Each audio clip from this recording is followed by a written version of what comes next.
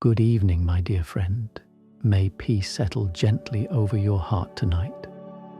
Thank you for stopping by this little corner of calm. If this story brings you even a touch of warmth, don't forget to subscribe so that each evening we can share another quiet moment together, resting in faith and finding comfort in the whisper of God's love. Now let me tell you a story, a simple one, about how peace often arrives not with thunder, but with the soft breath of evening. The day was coming to an end. The sky, once bright and golden, had begun to dim into a faint shade of rose and lavender. Along the countryside road stood an old wooden house, its paint faded by time, its porch creaking whenever the wind passed by. On that porch sat an elderly man named Samuel. His hands were rough from years of labor, but tonight they rested quietly on his knees. He wasn't waiting for anyone. He simply sat there, looking out at the horizon where the last light of day lingered like a blessing that refused to leave. The wind drifted through the tall grass, through the apple trees, and then over the porch where Samuel sat. It brushed against his face, cool, almost tender, and for a moment he closed his eyes. It was just wind, but to him it felt like a voice that had no sound, yet spoke clearly to his heart. "Be still," it seemed to say, "I am here." He didn't answer aloud. Instead, he took a slow breath and smiled faintly. After all these years, he had come to recognize that presence, the quiet assurance that never needed to shout. It was the same voice that had steadied him when his wife passed away, when his children moved far across the ocean, when the nights grew long and the house grew too quiet. Samuel had learned that faith isn't always found in sermons or hymns. Sometimes it lives in the ordinary, the scent of bread baking in the kitchen, the sound of crickets, the soft knock of wind on the porch rail. He leaned back against the wooden chair that groaned softly beneath him. The porch light flickered on, casting a halo of gold on the steps. Beyond it, the world was slowly folding into dusk. From somewhere down the road came the faint toll of a church bell. The sound traveled through the stillness like a prayer carried on the air. Each note lingered, gentle but firm, as though heaven itself was calling the weary to rest. Samuel whispered a few words, not a formal prayer, not even a request, just a quiet thank you for another day, for another sunset, for breath in his lungs and peace in his heart. He remembered his younger days when he often prayed for miracles, big ones, loud ones, clear signs from heaven that he wasn't alone. But age had taught him something deeper, that perhaps the greatest miracles are the quiet ones, the kind that slip into your life like the wind through an old porch, unseen yet deeply felt. Inside the house, a clock ticked softly. The smell of tea drifted from the kitchen. A small candle burned beside the window, its flame steady despite the draught. Samuel thought of how many evenings he had spent chasing after noise, television, conversations, worries about the world, and how few he had spent simply listening. So he stayed still, and as the evening deepened, he found that he was not lonely at all. The night seemed to hum with a quiet kindness. Even the creak of the porch boards felt alive, as if every sound were part of a gentle hymn meant just for him.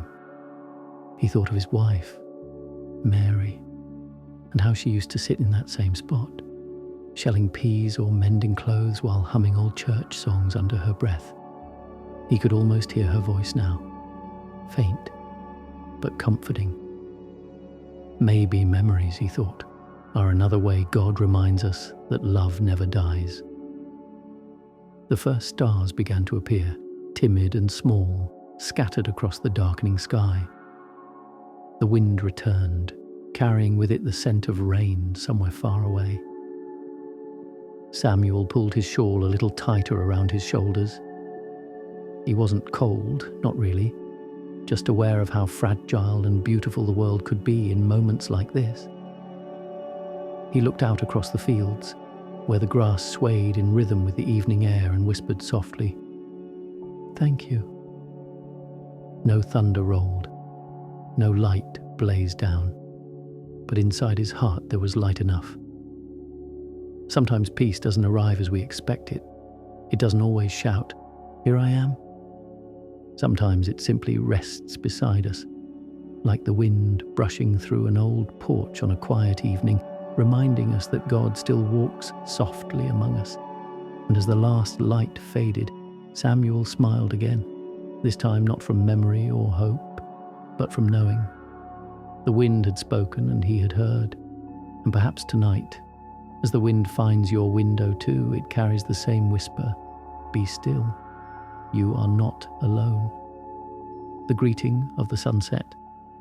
The next evening arrived softly, like an old friend stepping through the door without knocking. The sky wore its usual robe of gold and grey, the kind of colour that makes you pause even if you've seen it 1,000 times before.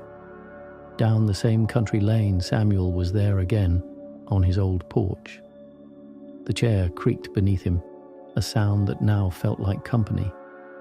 He had brewed a small pot of tea, strong, fragrant and steaming in the cool air. He didn't hurry. He never did anymore. After all, what was there to chase at his age?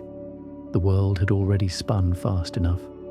Tonight, he wanted only to sit, to watch the light change, and to see what the evening might teach him. The sun hung low, a slow burning ember sinking into the hills. For a long while, Samuel just watched the colours deepen.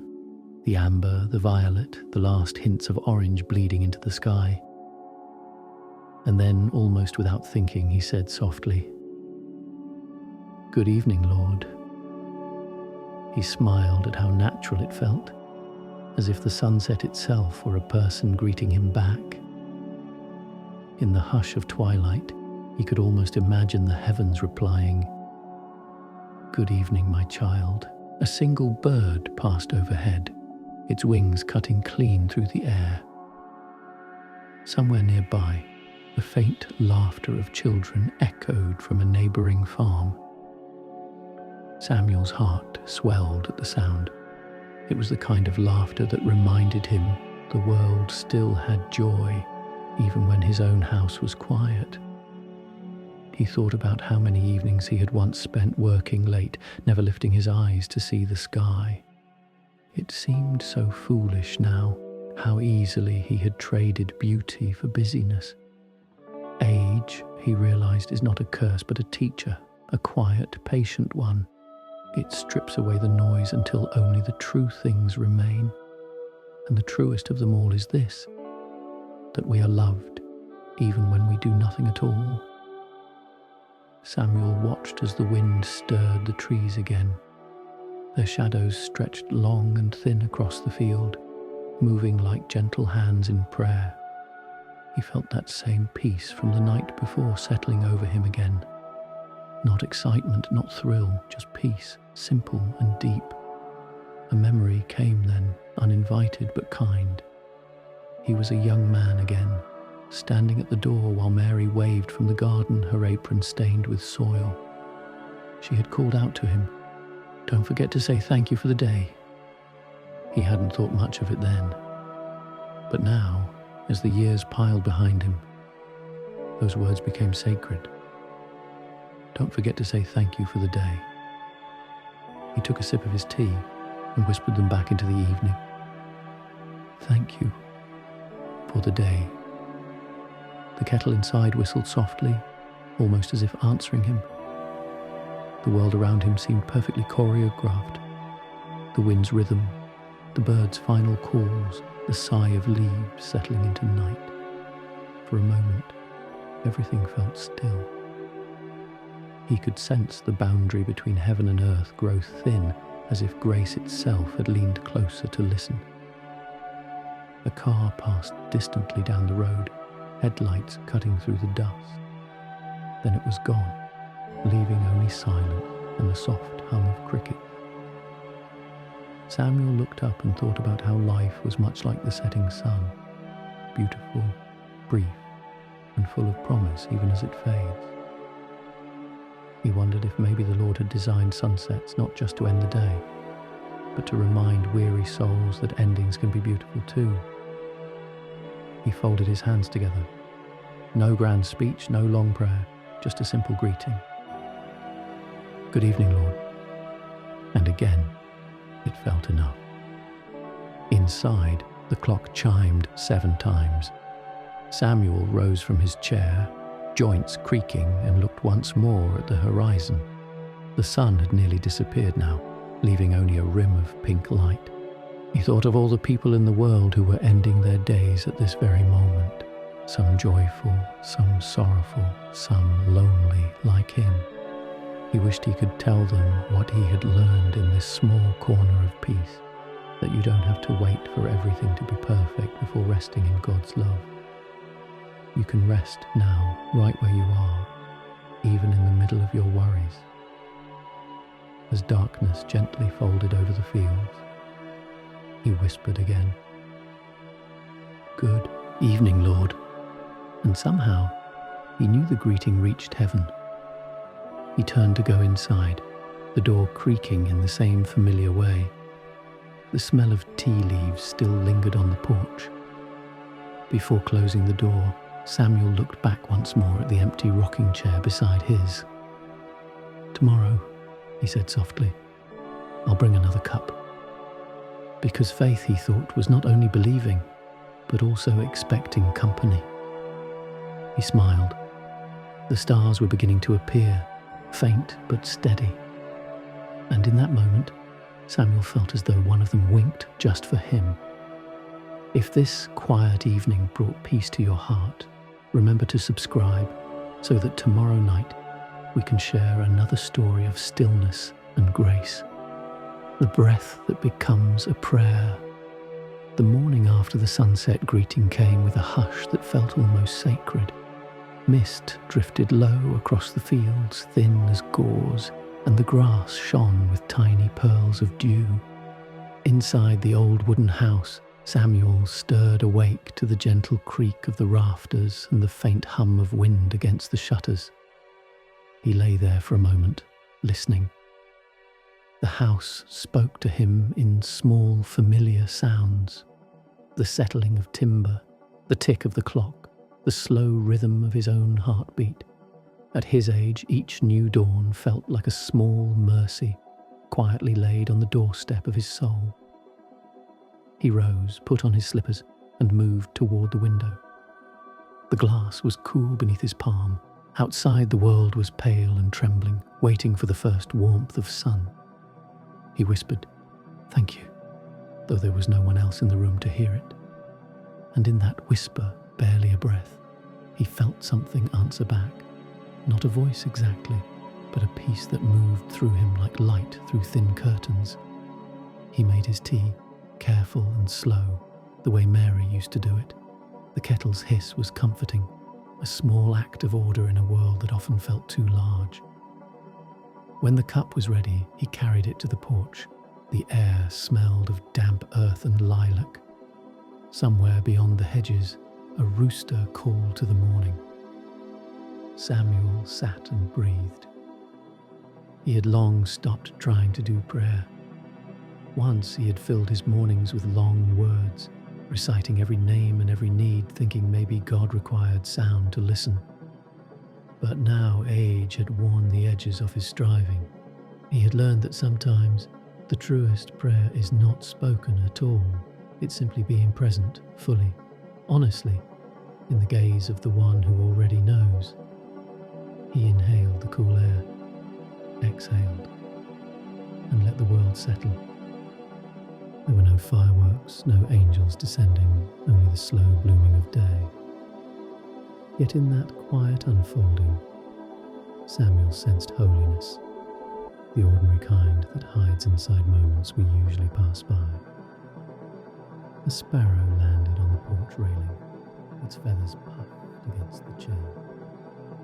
It looked at him, head tilted, and chirped once. He smiled. "Good morning, little creature," he murmured. The bird hopped twice and flew away, leaving a single feather that spun gently in the air before resting at Samuel's feet. He bent, picked it up, and felt its softness between his fingers. For no reason at all, tears rose in his eyes. He wasn't sad, just aware of how fragile everything was, and how faithful God had been through it all. He whispered again, "Thank you." The words, barely formed, carried the weight of a lifetime. He thought of storms survived, of losses healed by time, of laughter that still echoed in empty rooms. He thought of his children scattered across the world, of Mary's hand resting once in his. He realized how every breath he took was its own kind of prayer. Each inhale a gift received, each exhale a surrender. He sat there until the sun rose high enough to paint the porch in honey-coloured light. The world began to stir, a cart rattling on the distant road, a dog barking near the barn, the soft rustle of leaves awakening. Yet Samuel remained still, held in that rare space between silence and song. Later, he would write a letter to his daughter, just to tell her he loved her, though he hadn't written in years.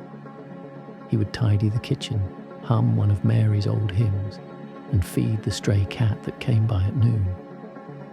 None of these things were grand, but perhaps holiness was never meant to be grand. It was meant to be close. He looked up and saw the sky deepening into blue. Clouds drifted slow, their edges bright as new linen. He thought, if prayer is a ladder, maybe gratitude is its first rung. He smiled again, lifting his cup. The steam curled upward like incense. "Here's to another day," he said softly. And as he breathed in the scent of tea and sunlight, he felt his heart steady, slow, sure, faithful. Maybe that was what God desired all along. Not eloquent speeches or perfect words, but hearts that beat quietly in rhythm with his mercy. The kettle inside began to whistle again, calling him back to warmth. Samuel stood, joints stiff, and turned toward the door. Before stepping in, he looked once more at the open fields, wide, golden, alive. He said one last thing, half prayer, half promise. "Lord, let me live this day as gently as the dawn you've given." And then, with the feather still in his hand, he went inside. If this gentle morning spoke to your heart, remember to subscribe, so we may keep walking together through quiet prayers like this one. The lamp beside the narrow path. Evening settled over the hills like a slow tide, the kind that doesn't rush but softly folds itself around everything it touches. By the time Samuel lit the small oil lamp in his window, the sky had already turned a deep blue, and the first crickets had begun their nightly hymn. That lamp had been Mary's favourite. Its brass base had long lost its shine, and the glass chimney bore faint smudges of soot. But when lit, it still filled the room with a humble glow. Every night, Samuel set it by the window, facing the narrow path that led from the village road to his porch. He didn't know if anyone ever noticed it, but somehow it felt important to keep it burning. He often thought of it as his way of saying, "You're not alone, traveller. Someone's light is still awake." Outside, the air carried the scent of rain that had passed earlier in the day. The earth was cool, the grass damp underfoot. Fireflies had begun their small dance among the hedges, their lights blinking like tiny prayers in motion. Samuel stepped out onto the porch and looked down the narrow path. It curved gently through the field, bordered by wildflowers that grew however they pleased. No order, no symmetry, just grace. He leaned against the railing, hands folded, and let the quiet sink in. It was strange how darkness no longer frightened him. When he was younger, he had feared nights, both the ones outside and the ones inside his own heart. But somewhere along the years, he had learned that darkness was never the enemy. It was simply the backdrop where light could show itself. He remembered the verse Mary loved to quote whenever storms rolled through. "The Lord is my light and my salvation. Whom shall I fear?" He whispered it now, half out of memory, half out of faith. The words came easily, as though the wind itself had been waiting to hear them again. Down the path, a faint shape moved. Samuel squinted. It looked like a figure, small, maybe a child. The lamp's glow flickered against the glass, drawing a soft circle of gold in the dark. A few minutes later, he heard footsteps, light, uncertain. Then a boy appeared at the gate, his face pale beneath the moonlight. He couldn't have been more than 10. His clothes were damp, his eyes wide. "Evening, son," Samuel said gently. "You lost?" The boy nodded, hesitating near the gate. I missed the road. My mum sent me to bring bread to Mrs. Holloway, but I took the wrong turn." Samuel smiled, the kind of smile that meant everything would be all right. "You're not far. Come, warm yourself a bit." The boy stepped onto the porch. Samuel poured him a cup of tea and handed him a small piece of bread from his own kitchen. The boy ate quietly, glancing now and then at the lamp on the windowsill. "That light," the boy said after a while. "I saw it from the field. That's how I found the path." Samuel looked at the lamp, then back at the boy. "Is that so?" The boy nodded, cheeks flushed from the warmth. "It was dark, and I thought, maybe someone's awake. Maybe they can help." Samuel's heart softened. "Then I'm glad it was still burning." They sat together for a while, not saying much. The lamp flickered, the crickets sang, and the world outside seemed to pause in reverence for that simple, human moment. Two souls meeting in kindness under God's wide sky. When the boy finished his tea, Samuel walked him down the path until the main road came into view. He pointed to where the lights of the village shimmered faintly beyond the trees. "Follow that glow, son. Your home's not far now." The boy turned, hesitated, then said, "Thank you, sir." Samuel smiled again. "You thank the light, not me." When the boy was gone, swallowed by the curve of the road, Samuel stood for a moment in the stillness. The air was cooler now. He turned back toward his house, and through the window he saw the lamp still shining faithfully, steady and small, but somehow enough. He thought of how many people wander through nights darker than this one, lost not on roads, but inside themselves. He wondered if maybe faith was like that lamp, a fragile flame, yes, but when tended with care it could guide someone home. He climbed the porch steps and sat once more in his old chair. From there he could see both the lamp and the narrow path stretching into shadow. He whispered, "Lord, let my life be light enough for someone to find their way."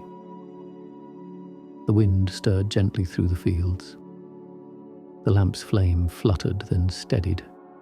It seemed, somehow, to answer. Inside the house, the clock ticked its slow, faithful rhythm. Samuel knew the world would keep spinning with or without him. But for this night, for this small corner of creation, he had done enough. He leaned back, letting his eyes rest on the glow. And for the first time in a long while, he felt entirely content. Not because the world was perfect, but because it was illuminated by grace. If this quiet light warmed your heart tonight, remember to subscribe, so tomorrow we can share another evening beneath God's steady lamp. The table of small blessings. Morning came wrapped in quiet silver light. Samuel woke to the smell of rain on the earth. that sweet, living scent that always made him feel as though the world had been washed clean during the night. The birds were already awake, their songs threading through the still air like fine threads of hope. He moved slowly as old men do, but there was no hurry. The day would unfold as it always did, with or without haste. He brewed his tea, warmed a loaf of bread left from yesterday, and set the table by the window. It was a small table, scarred, a little wobbly, but honest. Every mark told a story. Mary had once polished it with oil every Sunday afternoon, humming hymns while the sunlight danced on the floor. Now Samuel took care of it as she once did, gently wiping its surface, setting out the plates, and lighting a small candle. Even though he lived alone, he never stopped setting two places, habit perhaps, or hope. He sat down and looked at the empty chair across from him. The candle flame trembled slightly in the morning draught. He smiled and whispered, "Good morning, Mary." For a moment he imagined her there, the soft sound of her voice, the warmth in her eyes, the way she always poured his tea before her own. It wasn't sadness he felt anymore. It was something gentler, something like peace wrapped in memory. He broke the bread. Steam rose, fragrant and comforting. "Give us this day our daily bread," he murmured, and realized that the prayer wasn't about food at all. It was about enoughness, about trusting that whatever this day would bring, it would be sufficient. Outside, the light grew stronger. He could see the neighbour's cat slipping through the grass, paws soundless and sure. Far off, the bell from the small chapel began to ring, 3 slow tones that rolled across the hills. Each note lingered like a blessing stretched across the sky. Samuel ate quietly, the crunch of bread, the clink of his spoon against the cup. These were his morning psalms now. There was no need for grand words, no need for sermons, only stillness, gratitude, and the quiet companionship of God. Halfway through his meal, he heard the faint sound of footsteps outside. Curious, he rose and looked through the window. There stood a young woman, soaked from the knees down, clutching a small basket of flowers. She looked up and smiled shyly. "Good morning, sir. I'm sorry to bother you. I'm delivering these to the church, but the rain caught me halfway. May I rest a bit on your porch?" "Of course," Samuel said, opening the door. "Come in if you'd like. The porch is dry, but there's warm tea if you're cold." The woman hesitated, then stepped inside, wiping her shoes carefully at the door. "Just a moment to warm up," she said, eyes bright with gratitude. Samuel poured another cup of tea and gestured to the table. "You're welcome to sit," he said gently. "It's no trouble. There's always enough for 2. They sat across from each other, steam curling between them. The young woman held the cup with both hands, as though trying to capture its warmth. After a moment she said, "My name's Clara. I help Father Thomas with the flowers for Sunday service." "Ah," Samuel nodded. "You keep the church beautiful. That's holy work." She blushed slightly. "I just like seeing it bright for everyone." Samuel smiled. "The Lord's light doesn't always come through stained glass. Sometimes it comes through people like you." Clara's eyes softened. For a few minutes they didn't speak. They just sat together, 2 strangers sharing warmth over tea and candlelight. Outside, the rain had stopped, and drops of water glistened on the window like tiny beads of grace. When she stood to leave, Samuel handed her a piece of the bread, wrapped in cloth. "For your journey," he said. She hesitated. "I can't take your breakfast." He smiled. "You can. There's always more than I need." She accepted it with both hands, her voice quiet. "Thank you." I'll pray for you." As she stepped outside, the morning sun broke through the clouds, catching the rim of her basket and scattering light across the porch. Samuel watched her walk down the narrow path, her silhouette framed by the brightness ahead. When she disappeared beyond the trees, he returned to his table. The candle still burned, the empty chair still stood, and yet the room no longer felt empty. He whispered, "Thank you, Lord, for the bread and for the company." He realized that blessings didn't need to be loud or grand. They could arrive as a loaf of bread, a stranger's smile, a shared cup of tea, and when offered with a full heart, even the smallest kindness could echo in eternity. He leaned back, letting the warmth of the tea linger. Outside, the world had come alive again, birds calling, leaves dripping, life continuing. Samuel thought about how often we look for miracles when what we really need is to notice what's already here: a table, a candle, a breath, a sunrise. He closed his eyes, letting the silence settle once more. "Lord," he whispered, "let me never overlook the small things, for they are the threads of your mercy." And for a long, beautiful moment, there was nothing but the soft crackle of the candle and the sound of peace itself filling the room. If this story of quiet gratitude brought warmth to your heart, remember to subscribe so we may share more moments of grace together tomorrow night. The road after the rain. The world smelled of rain, not the sharp scent of a storm's beginning, but that soft fragrance left behind when the sky has wept and finally grown calm. The ground was dark with moisture, and every leaf seemed polished with light. Samuel stepped out of his house just after dawn. The lamp by his window had gone out, its flame spent faithfully through the night. He closed the door behind him, feeling the wood cool beneath his palm. He didn't carry an umbrella. The rain had passed, but the air still shimmered with tiny drops that clung to his sleeves and hair as he walked. He liked mornings like this, quiet, honest, still recovering from the storm.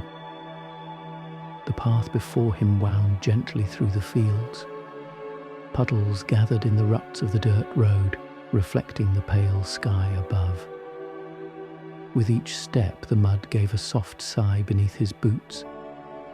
He thought of how often life felt like this road, messy, uneven, but leading somewhere good if you simply kept walking. Samuel had no destination that morning. He walked because his heart told him to.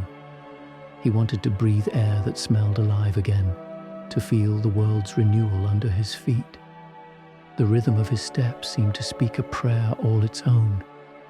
Thank you, thank you, thank you. A little farther down the road, he passed the small wooden bridge over the creek. The water rushed beneath, full and bright from the night's rain. He paused, leaning on the railing, watching as fallen leaves were carried away downstream. So much like time, he thought. It takes what it must, carries it beyond our reach, and yet it always gives something back. He remembered the years when he used to resist change, when loss felt like an ending instead of a transformation. But now, standing there in the tender light of morning, he felt differently. The creek wasn't erasing the leaves. It was carrying them to where they belonged. Maybe that was what grace truly did. It didn't undo the past. It simply carried it forward into something new. A small bird landed on the railing beside him, shaking the water from its feathers. It looked at him, chirped twice, then flew off toward the orchard. Samuel smiled. "You've got places to be, little one," he said softly. "Me too, I suppose." He continued down the road. The sky had begun to clear, revealing a soft stretch of blue between the clouds. Shafts of sunlight broke through, spilling over the wet fields like gold poured from heaven. Along the way, Samuel came across an old neighbour, Mr. Hensley, struggling to upright a wheelbarrow stuck in the mud. The man's boots were caked with dirt, his back bent low with age. "Morning, Henry," Samuel called gently. "Need a hand?" The old man looked up, wiping his brow. "Ah, Sam, this fool of a wheelbarrow's heavier than it looks. I've been at it for half an hour." Samuel chuckled, stepping closer. Together they heaved it upright. Mud splattered their trousers, but neither minded. There was something good in that. Two old men working side by side in silence, sharing effort the way others might share laughter. When the job was done, Henry patted Samuel's shoulder. "You're a good man, Sam. You always show up right when I need you." Samuel smiled. "Just walking the road, Henry. The road after the rain." Henry nodded thoughtfully. "Ah, that's the best kind. Everything looks new again after a good wash." They stood there a while, listening to the sound of the stream nearby, the croak of frogs returning after the storm. Then Samuel waved goodbye and continued on. Each step felt lighter. There was a rhythm to it now, footfall, breath, birdsong, the faraway roll of a wagon down the main road. Everything seemed to belong, connected by an invisible kindness holding it all together. He stopped once more near a patch of wildflowers, their petals heavy with droplets. Kneeling, he ran a hand over them, careful not to crush the fragile stems. "You made it through the rain too," he whispered. The flowers swayed as if in reply. He smiled. "We all do, if we trust the morning enough." As he walked back toward home, Samuel realized how much lighter his heart felt than it had yesterday. The path was still muddy. His knees still ached, but he carried something bright inside him. Something like the sun breaking through clouds. Maybe forgiveness worked that way too. Not as a thunderclap or a burst of glory, but as the slow clearing after long rain. The kind that leaves the earth softer, more ready to grow. He thought of faces from his past. Some he had loved, others who had hurt him. For the first time in years, he didn't feel bitterness. He just felt tenderness, as if the storm had washed that old ache clean. By the time he reached the gate, the lamp in his window caught a glimmer of sunlight and sparkled faintly, though it was unlit. Samuel paused there, resting his hand on the fence post. The smell of wet grass rose around him, mixed with the faint sweetness of apple blossoms carried by the wind. He whispered one last prayer. Not for anything he lacked, but for everything he had been given. "Lord," he said, voice low and grateful, "thank you for the rain and for what it leaves behind." He opened the gate and stepped inside, his boots leaving faint prints that the sun would soon dry. And in that simple act, returning home from a walk, he felt whole again. The day stretched before him like a promise kept, and somewhere in his heart, the rhythm of his footsteps remained, steady and sure. Thank you, thank you, thank you. If this walk after the rain brought you peace, remember to subscribe, so we can share tomorrow's quiet journey together, step by step, in the light of grace. The silent evening prayer. By evening, the world had grown hushed again. The storm from the previous day was only a memory now, leaving behind air that felt clear, renewed, like something sacred had passed through and blessed the earth. Samuel stood by the window, his hands resting on the warm wooden sill. Outside, the horizon was melting into amber and violet, a painter's sky brushed with mercy. The branches of the oak tree swayed gently, still damp with rain, their movements slow and tender, as if the wind had turned into a lullaby. He watched the light fade for a long time, not wanting to interrupt its quiet work. There was something healing about sunsets, how they never rushed, how they let the day end gently. In the reflection on the glass, he saw his own face beside the fading light, old, lined, softened by years. For the first time in a long while, he didn't look away. The man in the window wasn't the worker, the husband, or the father he used to be. He was just Samuel, a soul learning how to be still again. He turned from the window and lit a single candle. The small flame bloomed and steadied, its glow spreading slowly through the room. He carried it to the table, setting it down beside the open Bible that had belonged to Mary. The pages were worn at the edges, soft as cloth. A pressed flower still lay between the verses, fragile but somehow unchanged. He touched the petals gently. Mary had placed it there long ago, between words from the Psalms. "Be still and know that I am God." Samuel whispered the verse aloud. The words didn't echo. They simply rested in the air like a sigh. He thought of how often silence had frightened him in the past. When Mary first passed, the quiet house had felt unbearable. It was too large, too empty, filled with ghosts of laughter and the creak of memory. But now, years later, he had learned something beautiful about silence. That it wasn't the absence of God. It was where God waited. He sat down in his old chair, folding his hands in his lap. He didn't close his eyes, didn't bow his head in formality. He just breathed, in and out, slow and steady. The candle's flame wavered slightly, painting shadows that moved like gentle waves on the walls. His prayer wasn't made of words anymore. It was a kind of listening, a letting go. For every worry that tried to surface, he offered a breath. For every ache in his chest, he offered stillness.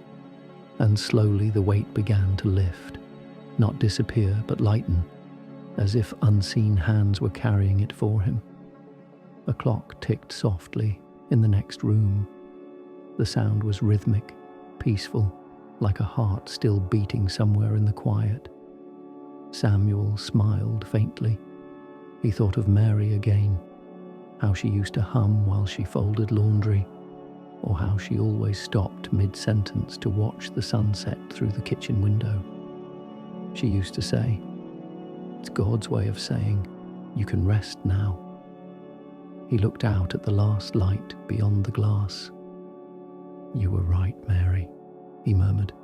"He's saying it again tonight." Outside, the first stars began to appear, timid, blinking, unsure. One, then another, until the sky slowly filled with quiet lights. Samuel's breath deepened. He felt that same presence he'd felt on the porch so many nights before, gentle, constant, near. It wasn't dramatic. It didn't demand his attention. It simply existed beside him, the way sunlight rests on old stone, the way love lingers long after the body is gone. He closed the Bible and placed his hand over it. "Thank you," he whispered, not sure whether he was thanking God, Mary, or both. Perhaps they were listening together. He sat there until the candle burned low. The flame danced once more before softening into stillness. Smoke rose, thin and sweet, curling upward like a final prayer. Samuel didn't move right away. He just sat, surrounded by the hush of the evening, the steady rhythm of his breathing, the invisible nearness of something holy. When he finally stood, he blew out the candle and carried its faint warmth with him to the porch. The air was cool, scented with rain and pine. Fireflies moved lazily across the yard. He leaned against the railing, eyes lifted toward the stars. He didn't ask for anything. He didn't need to. The prayer had already been said, not in speech, but in silence, in gratitude, in the calm surrender of a heart at peace.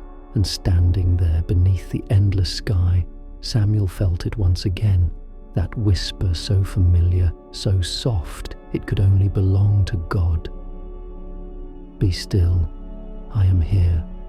He breathed deeply, letting the words settle into him like the final note of a hymn. The night grew darker, but he no longer feared it, for somewhere within that darkness light was resting, quiet, steadfast, eternal. He smiled, the corners of his eyes creasing gently. "Good night, Lord," he whispered. "Good night, Mary." Then he went inside, leaving the window slightly open so that the breeze could carry in the sound of the night and, with it, the comfort of knowing he was never truly alone. If this quiet evening of prayer brought calm to your heart, remember to subscribe, so we may share another peaceful story tomorrow night under the same gentle sky. The Visitor at the Gate. The next afternoon arrived with the gentle rhythm of a hymn. The sky was pale and kind, and the air smelled faintly of wild thyme from the field beyond the fence. Samuel was out in the garden, trimming the overgrown ivy that crept up along the wooden posts. He worked slowly, humming a tune he half remembered from years past. The sound of shears snipping mixed with the soft rustle of leaves, creating its own kind of music. Every so often he paused to rest his hands, straightening his back and gazing across the small patch of green he had tended since before Mary's passing. The garden had always been their shared prayer. She used to plant roses near the fence and say that flowers were God's way of teaching patience, that beauty, like grace, took time. Now as the sun touched each leaf with gold, Samuel felt she was right. Even in quiet labour, holiness lingered. He set the shears aside and bent to gather a small handful of fallen petals when he heard it, the faint creak of the gate. It was a sound he hadn't heard in days. Visitors were rare these days. He looked up. A woman stood by the gate, uncertain but smiling. She was middle-aged, her hair tied loosely beneath a hat, her dress carrying the scent of road dust and distance. She held a parcel wrapped in brown paper. "Afternoon," she said softly, her voice careful, as though afraid to intrude. "Good afternoon," Samuel replied, brushing dirt from his hands. "Can I help you, ma'am?" "I hope so," she said. "I'm looking for someone. I was told an old gentleman named Samuel Carter lives here." "That'd be me," he said, his tone warm. "What can I do for you?" The woman's eyes softened. "Then I've found the right place." She held out the parcel. "I believe this belongs to you. It was delivered by mistake to the post office in town. I offered to bring it since I was passing through." Samuel accepted it with both hands, surprised. "That's very kind of you." She smiled. "No trouble. The road was quiet and I could use the walk." He gestured toward the porch. "Would you care for some tea before heading back? The road has a way of making friends thirsty." The woman hesitated, then nodded. "That would be lovely, thank you." They sat together on the porch as the kettle whistled softly inside. Samuel poured 2 cups, the rising steam curling between them like a bridge. The woman introduced herself as Helen. She was from the next town over, where she kept a small bookshop. "I deliver mail sometimes when the driver's short-handed," she explained. "I like meeting people who still write letters." Samuel chuckled. "Letters are a rare treasure these days. This one's probably from my daughter in Boston. She still prefers ink over screens." Helen nodded approvingly. "So do I. There's something about handwriting, the way it carries a person's breath inside the words." They talked for a while about simple things: weather, gardens, books, the quiet pace of small towns. The conversation wasn't lively, but it was honest. Each pause felt comfortable, like a shared silence between old friends. At one point, Helen's eyes fell on the small lamp by the window. "You keep it burning every night," she said. "I saw it when I walked up the road yesterday. It looked beautiful from the hill." Samuel smiled gently. It's for travelers. Even if no one sees it, I like to think its light makes the night a little kinder. That's a lovely thought, she said softly. Maybe that's what faith is.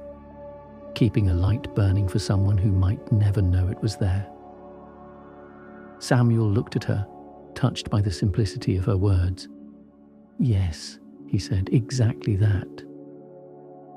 A quiet settled between them, filled with the hum of bees and the distant bark of a dog. The wind shifted, carrying the faint scent of lavender. Helen sipped her tea and then reached into her bag. May I give you something? She asked. Of course. She handed him a small bookmark made of pressed flowers sealed in glass. I make these for the shop. I thought perhaps you'd like one for your Bible. Samuel turned it in his hands, admiring the delicate blue petals within. It's beautiful, he said, his voice low. Mary would have loved this. He didn't mean to say her name aloud, but Helen only smiled, as if she understood without needing the story. When she finally stood to leave, the shadows had grown long. The gate, framed by climbing roses, glowed faintly in the late sunlight. Samuel walked her down the path. It was a blessing to meet you, she said. You've got a peaceful home. It's peaceful because people like you bring kindness to its gate, he replied. Thank you for that. She smiled. Perhaps I'll stop by again next time I'm in town. You'd be welcome, Samuel said sincerely. There will always be tea and a light waiting. He watched her go until the bend in the road hid her from view. Then he turned back toward the house. The parcel still rested on the porch, unopened. For some reason, he didn't rush to see what was inside. The real gift had already come and gone. A stranger, a smile, a shared moment of grace. He sat again in his old chair, the evening breeze cool on his skin. The lamp's reflection shimmered faintly in the window glass, its glow steady as faith itself. He thought about how often God's presence comes not in miracles or thunder, but in people who appear at our gates, ordinary, kind, and bearing light. The world around him fell quiet. The gate creaked once in the wind as if saying goodbye. Samuel smiled and whispered, Thank you, Lord, for visitors who remind me you still walk the road. He leaned back, watching the sky deepen into dusk. The fields sighed, the first stars rose, and somewhere far off, a bell chimed the end of the day. If this quiet story of kindness touched your heart, remember to subscribe, so we can share more peaceful evenings together under God's open sky. The candle in the window. That evening, the house was bathed in the kind of stillness that only autumn nights can bring.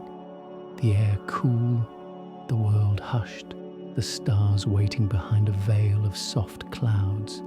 Samuel stood in the doorway holding a small white candle in his hand.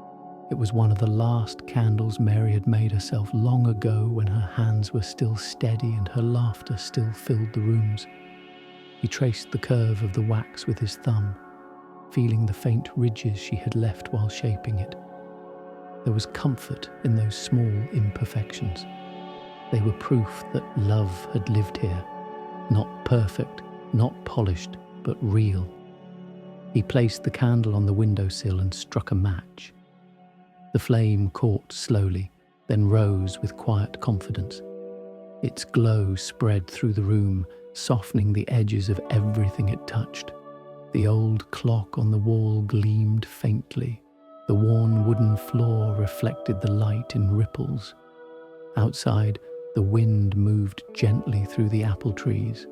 The branches whispered like an old hymn, half forgotten but still known by heart. Samuel stood watching the flame for a long while. He had lit many candles in his life, for birthdays, for Christmas, for vigils and losses. But tonight felt different. There was no reason, No occasion, only a sense that something or someone needed light. He remembered what Helen had said the day before, sitting on his porch with her teacup warming her hands. Maybe faith is keeping a light burning for someone who might never know it was there. He smiled at the memory. "Then this one's for you, Mary," he murmured. "And for whoever else is walking in the dark tonight." He sat down by the window, the candle flickering beside him. The flame bent and straightened with each breath of air that slipped through the old wooden frame. Sometimes it leaned low, almost fading. But then it lifted again, steady, stubborn, alive. Samuel thought of how much his faith had been like that over the years, bending, trembling, sometimes nearly gone, yet somehow always rekindled. Maybe that's how grace works, not by preventing the wind, but by helping the flame survive it. He looked beyond the window toward the dark fields stretching out under the wide sky. Here and there he could see faint lights from other homes, scattered like quiet stars upon the earth. It comforted him to think that behind each one, someone was awake, reading, praying, remembering, or simply sitting in the gentle company of their own thoughts. He reached for his Bible and opened it to the page where the pressed flower from Mary still rested. He didn't read much, just a verse from the Gospel of Matthew. "You are the light of the world. A city set on a hill cannot be hidden." He whispered the words, then looked again at the candle's small glow. It wasn't much, not compared to the vast night. But maybe it didn't need to be. Light, he thought, isn't measured by its size, but by its willingness to exist. He leaned back in his chair, the warmth of the candle reflecting in his eyes. The house felt alive in its quiet way. The ticking clock, the creak of the beams, the faint hum of the night wind. He closed his eyes, listening. And in the hush, he heard something faint. Not a voice, not a sound exactly, but a feeling. The kind that settles deep in your chest and says, "You are not forgotten."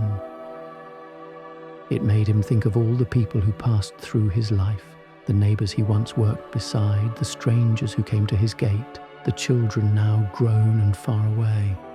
Each had left something, a laugh, a word, a lesson, like candles burning in unseen windows along his journey.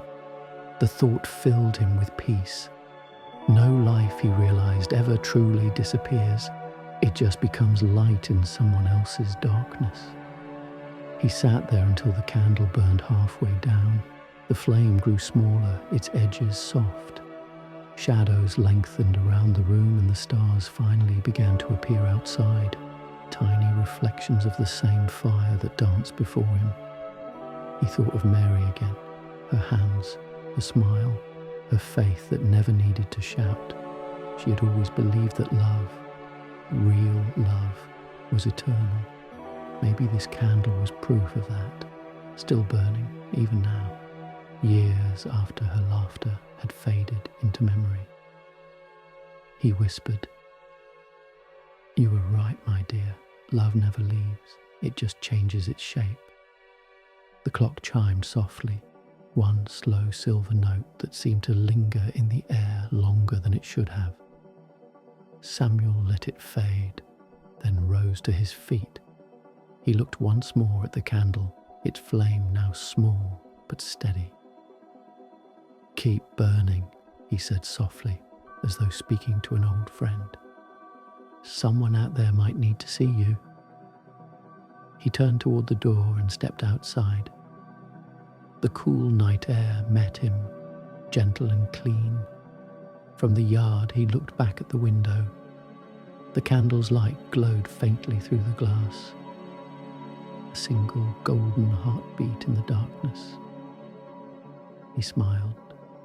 Somewhere deep inside, that same light flickered within him too, fragile yet unwavering. As he walked down the steps, The wind rustled through the trees again, and he whispered a prayer that felt as natural as breathing. Lord, keep my light alive, no matter how small, until someone finds their way home. If this quiet story of the candle warmed your heart, remember to subscribe so tomorrow night we can share another moment of light together. The bench by the chapel road. The road to the chapel was lined with hawthorn and quiet. A thin ribbon of cloud drifted across a patient sky, and somewhere behind the hedgerow a blackbird rehearsed the same hopeful phrase again and again, as if to say, "Keep going. The day is good." Samuel walked at the pace his knees allowed. He had no reason to hurry. The bell for evening prayer would not sound for hours, and the world, washed soft by recent rains, seemed to welcome his lingering. He carried nothing with him but his hat and a handkerchief, and the small folded bookmark Helen had given him, its pressed flowers bright as a remembered summer. Where the road bent toward the chapel hill, a wooden bench rested in the shade of a chestnut tree. It had been there for as long as Samuel could remember, older than the paint on the chapel door, older than the gravel path the children had once raked smooth before Sunday services. The bench was worn to a gentle shine by the weight of neighbours, pilgrims and the quiet-hearted. Samuel eased himself down and let his breath settle. The wood was warm from the sun, the grain pressed softly against his palms like a familiar hand. From here he could see the chapel roof, the small cross glinting faintly at the ridge, and the field beyond where lambs bumbled along after their mothers like children late to class. He closed his eyes, listening. A cart creaked somewhere far off. Wind ran its fingers through the chestnut leaves. Bees worked the clover with steady patience. The day had its own liturgy, and he had come to keep it. When he opened his eyes again, he noticed a carved line at the end of the bench. Initials, long scraped and nearly smoothed by time. He traced them lightly and smiled. How many hands had sat here and told a story? How many prayers had been set down on this wood the way a person sets down a coat? Mary loved this bench. He could see her there as if she had only just stood, smoothing her skirt, tilting her face into the breeze, tapping his shoulder to point out the way the light turned the chapel windows into coins.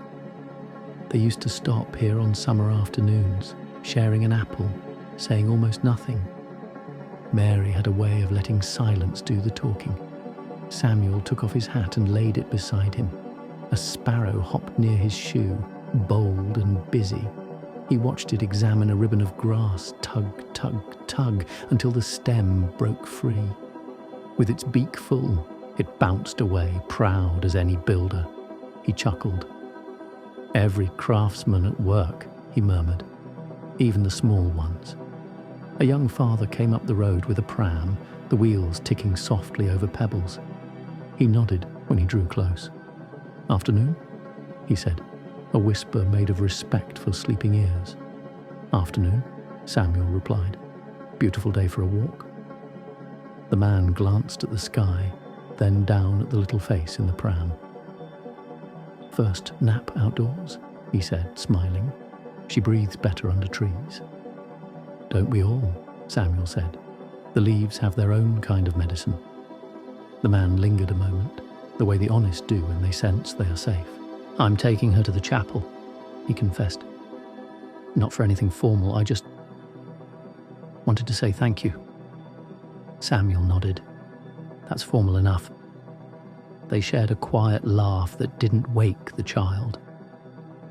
The man moved on, the pram's gentle rhythm folding back into the afternoon. Samuel watched until the curve of the road hid them both and felt his heart warmed by a gratitude that wasn't even his own. Sometimes the prayers of others are the blanket that covers you. He leaned back and let the bench hold him.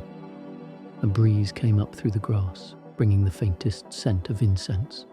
Leftover, perhaps, from a funeral earlier in the week, or simply his memory decided to offer it. He didn't mind either way. Grief and gratitude often share a doorway.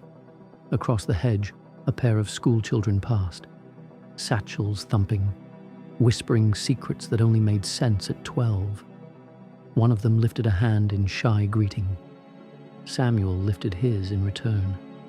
The moment felt like a ribbon tied around an ordinary day so you wouldn't lose it.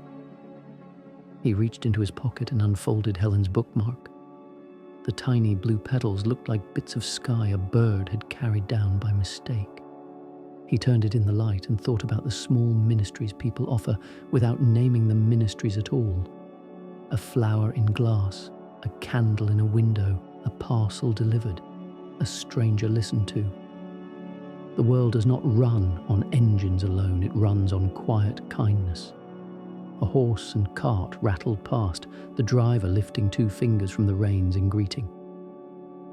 Behind the chapel, Father Thomas's voice drifted faintly through the open vestry window. He was practicing the psalm tone, even though only a handful would come tonight. Samuel smiled.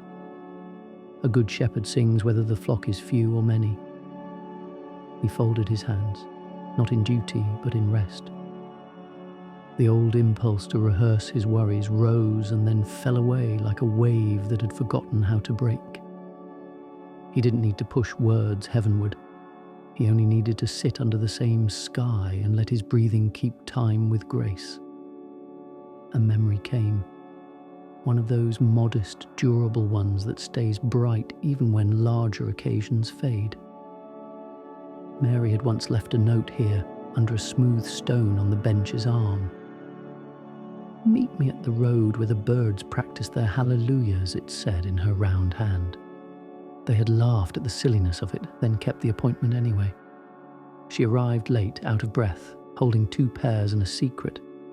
She had sent a letter to their daughter, encouraging her to forgive an old slight.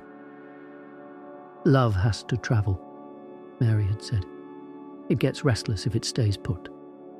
Samuel looked at the chapel door and whispered, "It travels still." He rose carefully, testing his knees, and took a few slow steps to the low stone wall. From here the land rolled away like a folded quilt. Fields, hedges, the far silver line of the stream.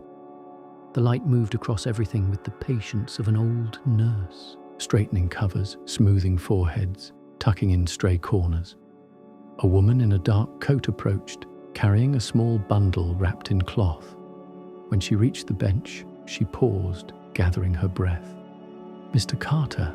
she asked. "Yes," he said softly. "I'm Margaret Hensley," she said, smiling with her eyes. "Dad told me you helped him with the wheelbarrow after the rain. I brought you something for tea." She opened the cloth to reveal a round loaf, golden and crackled. "Mother's recipe," she added, almost shy. Samuel felt the old happiness that comes when unnecessary kindness arrives anyway. "That's a generous offering, Margaret." She shrugged. "It's nothing." "It's not nothing," he said. "It's bread." They sat for a moment, hands folded around the idea. Then she headed on toward the cottages, and he placed the loaf gently beside his hat as if it could bruise. The shadows lengthened, the bench cooled. Far off, a bell sounded the half-hour, silver, unhurried, enough to gather the wandering thoughts and tip them toward evening. Samuel put his hat back on and, with a fond pat on the bench's arm, whispered, "Thank you for the company," as if the wood itself had kept him. In a way, it had. He walked the last stretch to the chapel. The door stood open to the quiet, and cool stone greeted him. He did not go in. Not yet. He stood on the threshold, the way a man stands at the edge of a lake whose surface is too beautiful to break.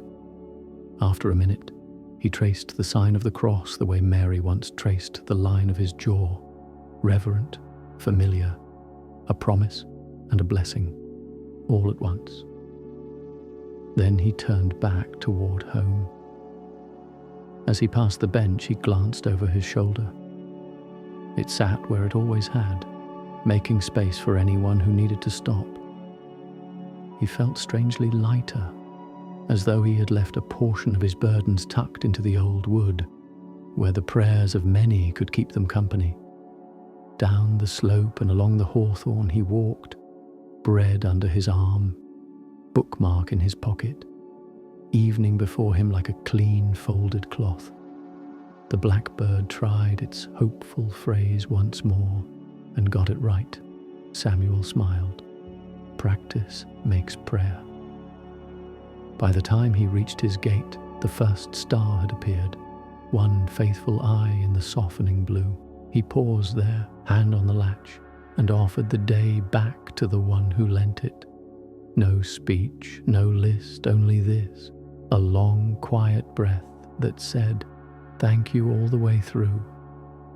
He pushed the gate and it swung open without complaint, and as he stepped inside he knew he would return to the bench soon, not to ask or prove, but simply to sit where the road and heaven shake hands and call it afternoon. If this quiet rest by the chapel road brought peace to your evening, remember to subscribe so we can share tomorrow night's gentle footsteps together under the same kind sky. Bread for two again. The next morning came with a pale light that felt almost shy. The kind of dawn that does not announce itself, but slowly drapes its brightness across the fields, touching rooftops, waking sparrows, stirring the smell of damp grass. Samuel rose earlier than usual. The loaf Margaret Hensley had brought him the day before rested on the kitchen counter, wrapped neatly in its cloth. He unwrapped it carefully, as if opening a gift, and smiled at the golden crust, the faint scent of rosemary that lingered even after the night. He set it on the table and stood for a moment, watching the thin rays of sunlight stretch across the wooden surface. There was something sacred about bread, not because it was grand, but because it was simple. Flour, water, time, and patience. The same four things that built the quiet miracles of every day. He brewed his tea and set 2 cups out by habit. He didn't think much about it anymore. For years the second cup had belonged to Mary, and though she'd been gone for so long, her place still felt as real as ever. He sat down, cut 2 slices of bread, and placed one on the opposite plate. The crust cracked softly beneath his knife. He smiled faintly. "Breakfast, my dear," he murmured. "Same as always." He ate slowly, each bite mingling with memory, laughter over burnt toast, crumbs scattered on old tablecloths, Mary's gentle teasing about his clumsy way of slicing. The candle by the window flickered even though there was no wind. He took that as an answer, a small nod from somewhere unseen. After breakfast, he wrapped what was left of the loaf in a clean cloth. He wasn't sure why at first, only that he felt he should. The air was cool outside, the sky washed clear, the kind of morning that invited a man to walk simply because walking felt like prayer. Down the lane, the village was slowly waking. The baker's door was open, and the smell of warm dough drifted out. A child chased a dog through puddles left by the rain, and an old woman swept her porch with steady strokes. Samuel nodded to each as he passed, exchanging soft greetings that carried more warmth than their few words could hold. By the time he reached the churchyard, the sun was climbing higher.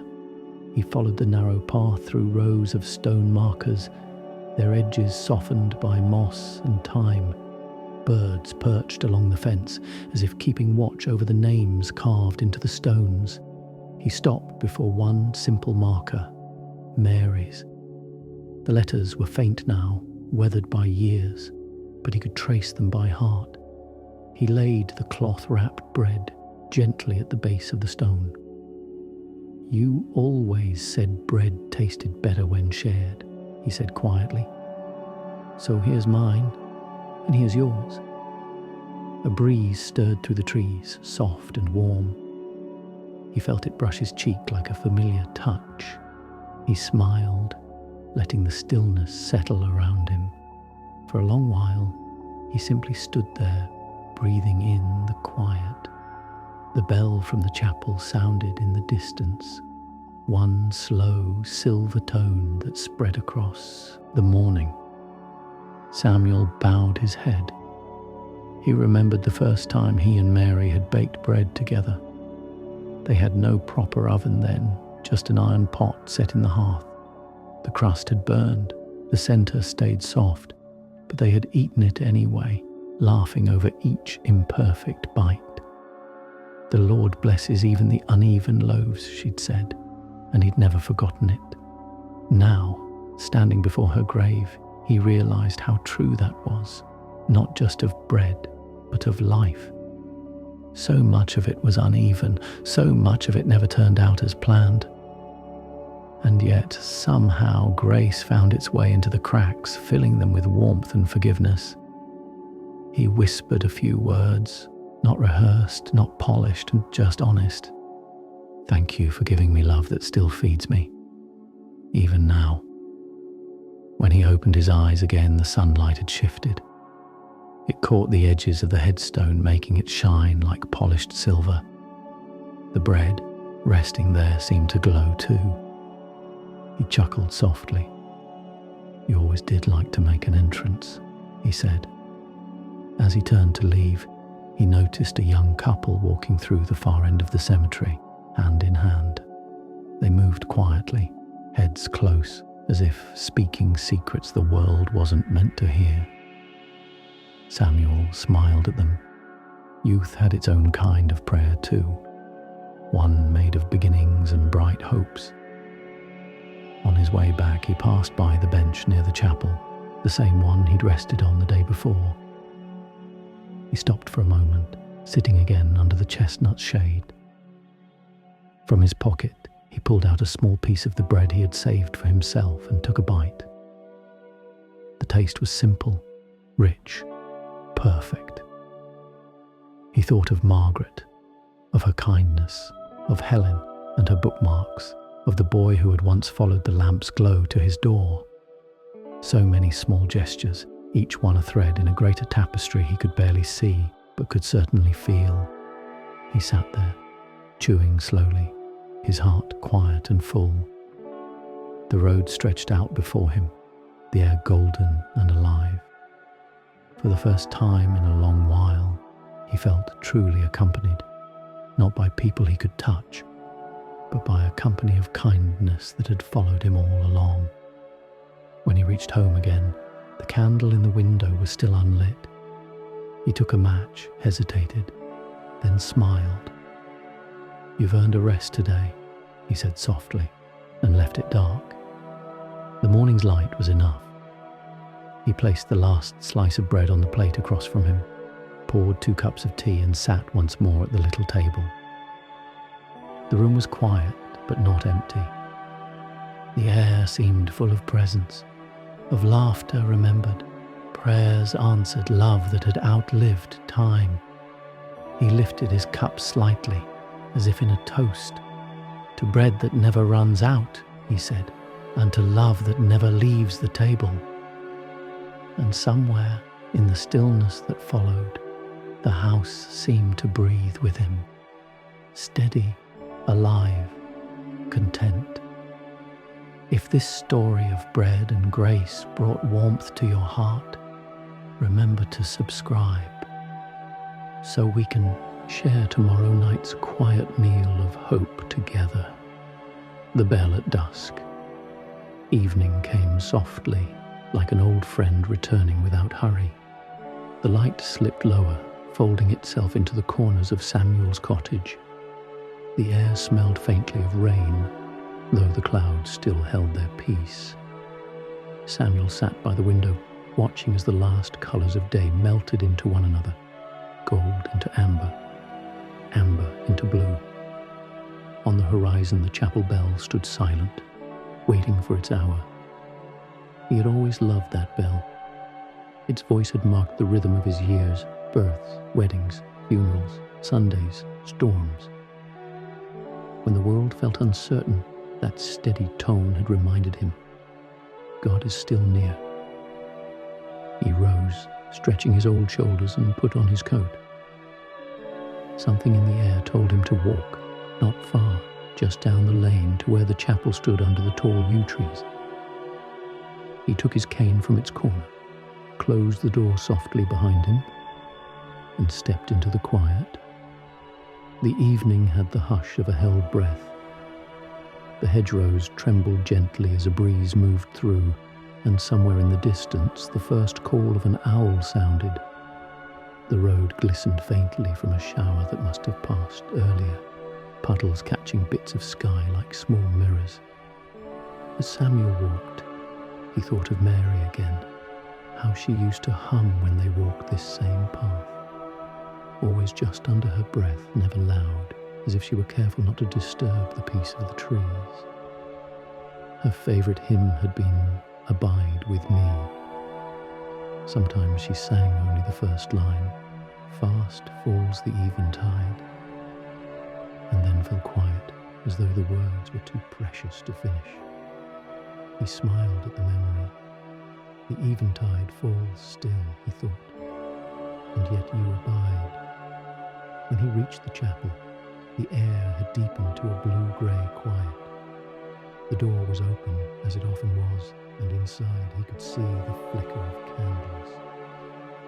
Father Thomas was there, straightening the hymn books, his shoulders slightly bent with the same kind of gentle weariness Samuel knew well. Evening, Samuel, the priest said without surprise. You heard the bell calling before it rang? Samuel chuckled. Something like that. Father Thomas nodded, understanding without more words. The storm's coming back, he said, glancing toward the darkening west. Stay a bit, if you like. You'll be safer in here. Samuel looked up through the doorway. The first low rumble rolled across the hills like a giant turning in his sleep. I think I will, Father. He stepped inside. The chapel smelled of beeswax, old wood, and the faint trace of lilies from Sunday's service. He sat in the last pew, the one he and Mary always chose, far enough to see everything, close enough to feel part of it. Rain began to patter against the stained glass. The candles trembled. Then came the bell. Slow, deep, resonant. Each toll filled the small chapel like a heartbeat. Samuel closed his eyes. With every strike of the bell, a memory rose. Of times he had knelt here in joy, in fear, in grief, of words whispered into silence and somehow heard. He thought of the young father with the pram, of Margaret's loaf, of Helen's bookmark, of the candle that still waited on his windowsill. So many little echoes of kindness, and now the bell, another sound in the symphony of mercy. Lightning flashed outside, bright enough to paint the stone walls white for an instant. Father Thomas crossed himself and began softly humming the tune of Abide with Me. Without meaning to, Samuel joined him. His voice was low, cracked but steady. They sang only the first verse. It was enough. The rain answered for the rest. When the storm eased, Father Thomas went about trimming one of the wicks. Strange thing, he said. That bell rang early tonight. Usually it waits for the clock, but I felt moved to ring it sooner. Samuel smiled. Perhaps someone was reminding me to come. The priest looked at him kindly. He often does. They sat for a while in comfortable quiet, listening to the rain's last whispers on the roof. Finally, Samuel stood. I'll head back before it gets too dark. Father Thomas nodded and touched his arm gently. Take a lantern with you. Outside, the air was fresh and clean, washed by the rain. The clouds were breaking apart, letting through threads of fading light. Samuel carried the small lantern its golden glow swinging gently before him. As he walked home, the bell sounded again. One final note, softer now, as if bidding him good night. He paused halfway down the road and turned. Through the trees, he could see the faint outline of the chapel, its windows shining like patient eyes. He stood there a long while, the rain dripping from the leaves, the lantern warming his hand. There was something sacred in that moment, not a sermon, not a revelation, just the quiet agreement between heaven and earth that both would keep him company. When he reached his gate, the storm was only a memory. The stars had begun to appear, shy at first, then bolder. He hung the lantern by the door and stepped inside. The house welcomed him with the soft creak of floorboards, the smell of cooling air, and the gentle ticking of the clock. He poured himself a small cup of tea and sat by the window again, the same place he had watched the dusk begin. From the distance came the faintest echo, the bell's last, lingering tone. He whispered into the quiet, "Thank you for the rain, the song and the silence that follows." The candle on the sill flickered as if in reply. The night deepened around him, but he did not feel alone.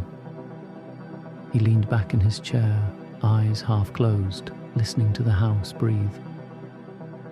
And in that gentle breathing, between the clock's tick and the sigh of wind, he felt what he had felt so many times before, a presence that needed no words. He whispered one final thought before drifting into rest. "Abide with me, and with all who wander in the dark." Outside, the stars shone brighter, and the world, for a little while, felt perfectly still. If the sound of this quiet bell at dusk brought peace to your heart, remember to subscribe, so tomorrow night we can share another story of light after the rain. The lantern keeper morning came washed clean after the storm. The air held that crisp scent of wet leaves and new beginning, the kind that makes even the oldest bones remember youth. Samuel woke early, drawn by the silence that follows a night of thunder. The world seemed to be holding its breath in gratitude. He stepped outside, his cane tapping softly against the flagstones. The grass glittered with dew. Over the hedge, the hills glowed pale green beneath a newborn sun. From somewhere far off came the sound of a rooster, proud and late, announcing what everyone already knew. The day had begun kindly. He noticed the lantern still hanging by his gate, the one Father Thomas had given him the night before. It had burned itself out, leaving only a thin thread of smoke curling from the wick. Samuel took it down carefully, as one might lift a sleeping child. The brass was cool beneath his hand, and the glass had fogged with the night's damp. He smiled. "You did your job," he said softly. "Now let's see if someone else might need your light." After breakfast, a modest meal of porridge and tea, he wrapped the lantern in a bit of cloth and set out toward the village. His knees protested at first, but the rhythm of walking soon soothed them. The lane curved gently past hedgerows washed silver by sunlight. Children's laughter floated from the direction of the schoolyard, that high, unguarded music that always made him feel young for a moment. He paused at the fence to wave. One of the little girls, freckles bright as morning, waved back with both hands. Her smile felt like a blessing. At the end of the lane stood a small cottage newly painted, but still finding its place among older roofs. Smoke rose from its chimney, thin and uncertain. A woman knelt in the yard, scrubbing a washboard beside a bucket. She looked up as Samuel approached. "Good morning," he greeted. "Good morning," she replied, brushing a strand of hair from her face. Her hands were red from cold water. You must be Mr. Carter. I've heard of you. I'm Anna. We've just moved in from the next parish." "Welcome, Anna," Samuel said warmly. "It's a good place to start again." She smiled, though her eyes carried a tiredness deeper than sleeplessness. "We're trying. My husband's at the mill and the evenings get a bit dark for me and the boy." Samuel held up the lantern. "Then maybe this belongs to you now. It saw me home last night. I think it can do the same for you." She blinked in surprise.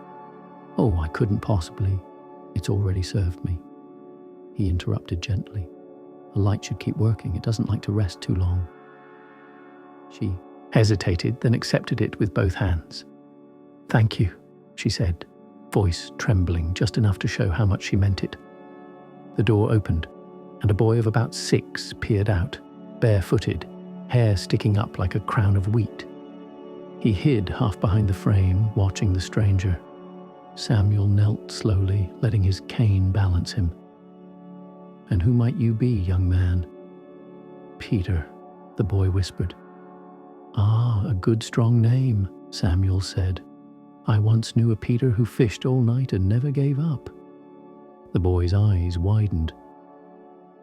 "Did he find anything?" Samuel smiled. "He found faith. That's better than fish, though not nearly as tasty." Anna laughed softly, the first easy sound that had crossed her yard that morning. She placed the lantern on the step beside her son. The glass caught the sun, scattering small prisms of light across the ground. As Samuel rose, she asked, "You must let me repay you somehow." He shook his head. "Just promise me you'll keep it burning whenever someone needs comfort, even if that someone is yourself." She nodded, and for a moment they stood together in the quiet, 3 souls bound by a single lamp. When Samuel turned back toward the village, he felt lighter, as though he'd set down a burden he hadn't known he was carrying. The act of giving, that was the true rest. He stopped by the small bakery to buy a loaf. The baker, a cheerful man dusted with flour, handed him a warm round of bread. "Still at your morning walks, Mr. Carter?" "Still learning from them," Samuel said. He carried the loaf to the riverbank where the old bridge arched like a patient back over slow water. He sat on the stone wall, broke the bread in 2 and laid half beside him, an old habit, half prayer, half memory. The river moved gently below, sunlight flashing on its ripples. Across the water, a heron stood motionless, tall and watchful, waiting for its moment. Samuel admired the patience of creatures that trusted the rhythm of things. He thought again of the lantern. Keep it burning whenever someone needs comfort. Perhaps that had been God's quiet instruction all along. Not to preach, not to persuade, only to pass the flame from one heart to another. He stayed there until the village bell chimed noon. A warm breeze carried the scent of lilies and distant baking bread. He looked toward the horizon and whispered, "Still learning, Lord, but thank you for patient teachers."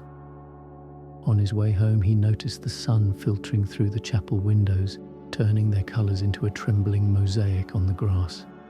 Each shard of light was a piece of something greater, red, blue, gold, separate, yet joined. It reminded him of all the lives that had touched his own. Alone, each was only a moment. Together they made a story worth telling. When he reached his cottage, he found Helen waiting by the gate, a small parcel in her hands. "Samuel," she said, smiling, "I made something for you." He accepted the parcel and opened it slowly. Inside lay a fresh candle wrapped in paper. Its scent was faintly of honey. "I thought you might need a new light," she said. He looked at the candle, then back at her and chuckled. "Seems the Lord's message travels fast. I just gave away my lantern." "Then you're due another," she said gently. "That's how it works." He nodded, moved beyond words. "You've brought the story full circle." As evening drew near, he placed the new candle on the windowsill where the old one had burned. When he lit it, its flame rose clear and sure, throwing a soft gold upon the walls. The light reminded him of many things: Mary's laughter, Father Thomas's steady kindness, Margaret's loaf, the young father's walk, and now a boy named Peter peering through a door. All of them keepers of light, each in their small way. He sat quietly until the stars appeared. The candle's flame leaned slightly with the breath of the night, but never went out. Samuel smiled, whispered a prayer without words, and closed his eyes. He did not feel lonely, only accompanied by the steady, unbroken chain of kindness that stretched from his small cottage to the farthest horizon. If this story of the Lantern Keeper brought calm to your heart, remember to subscribe, so tomorrow night we can share another flame of hope together.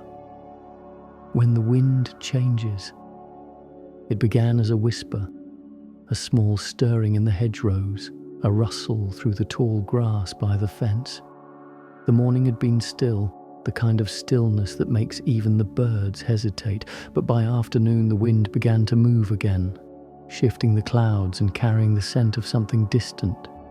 Rain, perhaps, or simply the promise of change. Samuel stood by his garden gate, hat in hand, watching the wind pass through the trees. The branches bent but did not break, their leaves fluttering like tiny hands waving goodbye to summer. The sky, once a steady blue, was now brushed with grey, streaked like an old watercolour. He had always felt the weather deeply. It wasn't just air and temperature to him.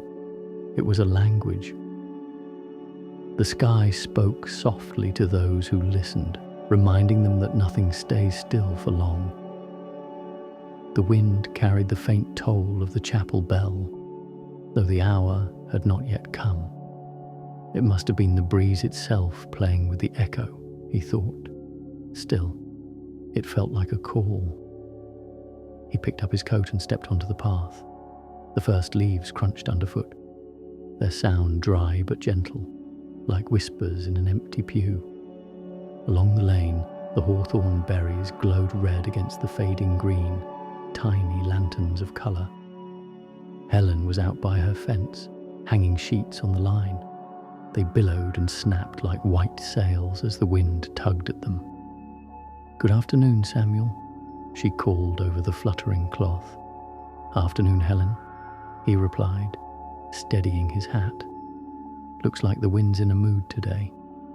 She laughed. "That's autumn for you. Always rearranging everything." He nodded, smiling. "Sometimes that's exactly what we need." The two exchanged a few more words, simple ones about the weather, the chapel repairs, the harvest, before the wind grew stronger, urging them both to retreat indoors. Helen waved as she gathered her laundry, and Samuel continued his walk toward the field. He followed the path to where the land opened wide, the old oak standing alone at its centre. Its branches reached in every direction, half-leafed, half-bare, as though unsure which season it belonged to. He had sat beneath that tree many times, after chores, after prayers, after losses. It had listened more patiently than any living soul. Today the wind circled the oak like a restless spirit. Leaves spun and danced around his boots. Samuel leaned on his cane, closed his eyes, and let the wind touch his face. It was cool but not cold, wild yet kind. It smelled of soil and distance, of journeys beginning somewhere unseen. For a moment he thought he heard Mary's voice within it, faint but unmistakable. "Don't be afraid when the wind changes." He opened his eyes, half expecting to see her standing there. Of course, she wasn't. but the feeling lingered, that quiet assurance that she, and something greater than her, still watched over him. He sat beneath the tree, his back against the bark, and watched the world rearrange itself. Clouds moved like slow ships overhead. A flock of starlings gathered in the distance, shifting shape as one living tapestry. The sight filled him with awe. How so many could move as one without colliding. How they seemed to trust the unseen current that held them together. Perhaps faith is a bit like that, he murmured, not knowing where the wind will take you, but believing you won't be lost. The thought made him smile. He reached into his pocket and pulled out the folded paper Helen had given him days ago. A new bookmark, pressed with lavender and tiny bluebells. She had written a line on the back, "Be still and let the wind carry the prayer." He turned the paper in his hand. "Be still," he repeated softly, though the wind around him seemed to argue the opposite. But maybe stillness didn't mean silence. Maybe it meant peace in motion, calm inside the change. As he sat there, the sky began to break open, sunlight spilling through in slanted rays that turned the wet grass into glass. The wind softened, almost as if it too was catching its breath. In that golden hush, Samuel felt something stir deep within him. Not sadness, not joy, but gratitude for the in-between. For the moments that neither begin nor end, but simply are. He stayed until the light began to fade. Then, rising carefully, he brushed the leaves from his coat and turned toward home. The air had cooled, but his heart was warm. He walked slower than usual, savouring the sound of the wind moving through the field behind him, not as noise but as music. When he reached his gate, the candle in the window waited unlit. He decided to leave it dark again. Tonight, the world's own light was enough. He opened the door, set his cane aside, and listened to the wind hum softly against the eaves. He boiled a small pot of tea and poured 2 cups, as always. Setting one across from him, he smiled at the empty chair. "You'd like this wind, Mary," he said quietly. "It's not loud, just alive." Outside, the wind shifted again, brushing against the house like a gentle hand. It rattled the branches, nudged the loose shutter, and carried the faint scent of wood smoke through the cracks. Samuel took a sip of tea and let the warmth settle in him.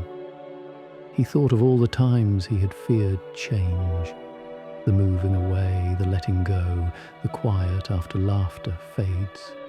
But here he was, still breathing, still thankful, still learning that even change can be a kind of mercy.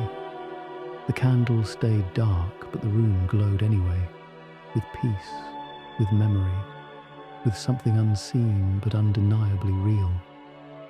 He closed his eyes, whispered a small prayer for all who struggled to trust the wind, and then added one last thought. "Lord, when the wind changes, help me to bend, not break." Outside, the oak tree swayed once more, steady and strong. The sound was not sorrow, but song. If this story about the changing wind brought you peace tonight, remember to subscribe so we can share tomorrow's quiet evening under the same forgiving sky. The letter in the drawer. The rain had returned, soft and unhurried, tapping the window like an old friend who had learned to knock quietly. Samuel sat at his writing desk, a small lamp glowing beside him. Its light puddled over papers, a Bible and a cup of tea grown cool. The house was wrapped in that kind of silence only rain can bring. Not empty, but full of small sounds, the drip from the eaves, the sigh of wood, the turning of pages. He had meant to tidy the drawers for weeks. Old things had a way of multiplying. Envelopes, buttons, stray keys to locks long gone. But this evening, with the wind gentle and the fire steady, he felt ready. Not to clean exactly, but to remember. He opened the top drawer, expecting the usual clutter. Instead, near the back beneath an old handkerchief, his fingers brushed something familiar. An envelope, yellowed with age, its edges soft, the handwriting unmistakable. Mary's. He froze, breath catching as though the years between them had suddenly folded closed. Slowly, he drew the envelope into the lamplight. Her script was delicate, looping, each letter written with care, as if the ink itself were a prayer. It was addressed simply, "For when you need to remember." His hands trembled. He had no memory of the letter. Perhaps she had written it in those last weeks, when she smiled more softly and spoke less, when her eyes seemed to see both this world and the next. For a long time, he only stared at it, afraid to open what might break the spell of her absence. But the rain kept its steady rhythm, urging him forward. At last, he lifted the seal and unfolded the single page inside. The paper crackled faintly, releasing the faintest scent of lavender. Her favourite. He began to read. "My dear Samuel, if you are reading this, it means I am gone from the house, but not from the home. Please do not be sad when you find this. I have written it not to make you remember me, but to remind you that you never lost me. You used to say you were afraid of being alone. I understand that fear, but you must believe what I tried so often to tell you. Love does not leave, Samuel. It only changes its form. It becomes a light on the floor when morning comes, the kindness of a stranger at your gate, the peace you feel for no reason at all. That's me. That's God too. Do you remember the night we sat by the river and spoke about the stars? You said they looked like prayers that had forgotten where to land. I told you that every prayer lands somewhere. Sometimes it lands inside another heart. That's what you have always been to me. A place where my prayers could rest. So when the nights are quiet and you feel the ache of missing me, light a candle. Not to bring me back, but to remind yourself that love was real, is real, and will be again. Heaven is not far away, Samuel. It's only a breath beyond the next one. Keep walking kindly. Keep your door open. Keep your heart open wider. You have so much left to give. I will see you when the light changes. All my love, always, Mary." Samuel read the letter twice, maybe 3 times. Each word seemed to glow a little brighter the longer he looked. There were tears on his cheeks before he noticed them. They fell without heaviness, not grief, not sorrow, something quieter, something clean. He laid the letter on the desk and rested his fingertips against the paper. "I never stopped walking kindly," he whispered. "You were right, my love. The light does change, but it doesn't fade." The fire in the hearth crackled, sending brief flickers of orange across the room. Outside, the rain thickened, as if the heavens themselves were answering softly. He folded the letter carefully, slid it back into the envelope and placed it beside the lamp. For the first time in years, he didn't feel the house was empty. Every corner seemed to hum with her words. "Keep your heart open wider." He rose and crossed to the window. Beyond the glass, the world was wrapped in grey. The candle on the sill still stood from the night before. He struck a match and watched the small flame bloom. Its glow reflected in the rain-streaked pane like a single star fallen to earth. "Here's to you, Mary," he said softly, "and to prayers that find their way home." He sat back down, letting the warmth of the candle and the fire merge. He could almost imagine her beside him. Not as a ghost, not as memory, but as presence, the kind that doesn't need to be seen to be felt. A faint knock at the door startled him. When he opened it, Helen stood there, umbrella dripping, holding a basket wrapped in cloth. "I hope I'm not intruding," she said, smiling. "I bake too much supper bread." "You always come when the house grows too quiet," Samuel said with a gentle laugh. She stepped inside, shaking off the rain. Her eyes fell on the candle by the window. "Still burning?" "Always," he said. "Though sometimes it burns for both of us." They shared the meal by the fire, the kind of companionable silence that needs no explanation. When she left later that night, the rain had stopped and the moon peered shyly through the thinning clouds. Samuel returned to the desk where Mary's letter waited.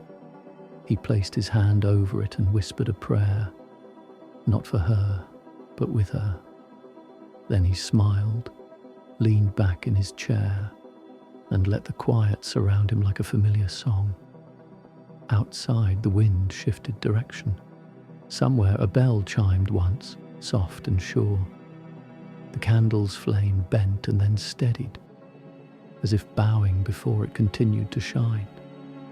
If this quiet story of love and memory touched your heart tonight, remember to subscribe so we can share tomorrow's gentle light together. The Visitor at Twilight. Twilight arrived like a slow breath over the hills, turning the fields the colour of steeped tea and polishing the river until it held the sky like a bowl. Samuel set a kettle on the hob and opened the window a finger's width. Cool air slipped in, touched the curtains, and carried the thin bell scent of the chapel wax. Somewhere, a cart creaked past, its wheel complaining softly at each stone. The day had worked itself quiet. He laid the table as he often did. 2 cups, 2 saucers, a plate with the heel of yesterday's loaf. And then paused, hand on the second spoon. "For you," he said, half smiling toward the unoccupied chair. The room made no answer, yet it seemed to lean closer, as if listening. A moth tapped the window pane with the gentleness of a fingertip. Then came another sound, faint but unmistakable. 3 courteous knocks, spaced as evenly as the ticks of his clock. Samuel straightened his back and went to the door. On the step stood a man in his late 30s, hat in hand, coat damp at the shoulders from a shy drizzle that had begun to fall. His face held the polite discomfort of someone unsure whether he was interrupting a prayer. "Forgive me," the stranger said. "I was told Mr. Carter might lend a little light." "Then you were told true," Samuel replied, already moving aside. "Come in. Twilight is a good hour for visitors." The man stepped into the warm, lamplit hush and stood as if grateful to have been invited into a sentence already begun. Samuel took his coat and hung it by the hearth. The stranger's eyes went to the candle on the sill, then to the second cup on the table. A small wonder crossed his face, the sort that loosens a man's shoulders. "I'm Elias," he said, fingers teasing the brim of his hat. "Father Thomas asked me to look at the chapel bell rope. It's frayed. I stayed too long, and the path lost its edges." "You did well to knock," Samuel said. "Sit, Elias." They sat. The kettle whispered itself to a boil. Samuel poured the tea, dark at first, then amber as it spread through the cups. He slid the plate forward. "Bread?" "Thank you," Elias answered, taking a careful portion as if bread were not a habit but a favour. He ate in small, thoughtful bites. His eyes tracked the room, the shelf of well-handled books, the small clock in its wooden coat, the window gathering the last lavender of the sky. "You mend bells?" Samuel asked. "Ropes more than bells," Elias said with a rueful smile. "I do fittings, pulleys, what little there is to fix with hands and patience, the bells themselves. I only listen to them, same as any other soul." Samuel chuckled softly. Listening is a craft, too. The stranger's smile faded, not in displeasure, but in that inward way a thought chooses its chair before speaking. I used to ring with a full team, he said, back in my village, before we moved. My wife and I, we thought a new place would teach us a new beginning. The room waited. The clock touched the next second. She left in spring, Elias said, voice even, almost studiously gentle. I keep saying left because it sounds tidy. The truth is, she slipped away one morning inside herself and could not be found. She wrote me a note I try not to read. Kind words, careful words, but the house echoes in a language I don't understand. Some evenings I repair ropes till my hands ache, as if mending one thread could hold the rest of life together. Samuel rested his palm against the tabletop, steadying his own breath. The house learns your language again in time, he said. It borrows your patience, and the bell, once you've mended the rope, will teach you how to breathe. Elias gave a small sound, half a laugh, half a confession. Father Thomas told me something like that. But priests, they are trained to be brave. I am an ordinary man. I tire of bravery. Samuel nodded. Bravery is only patience with a heartbeat. He lifted the second cup and set it opposite his own.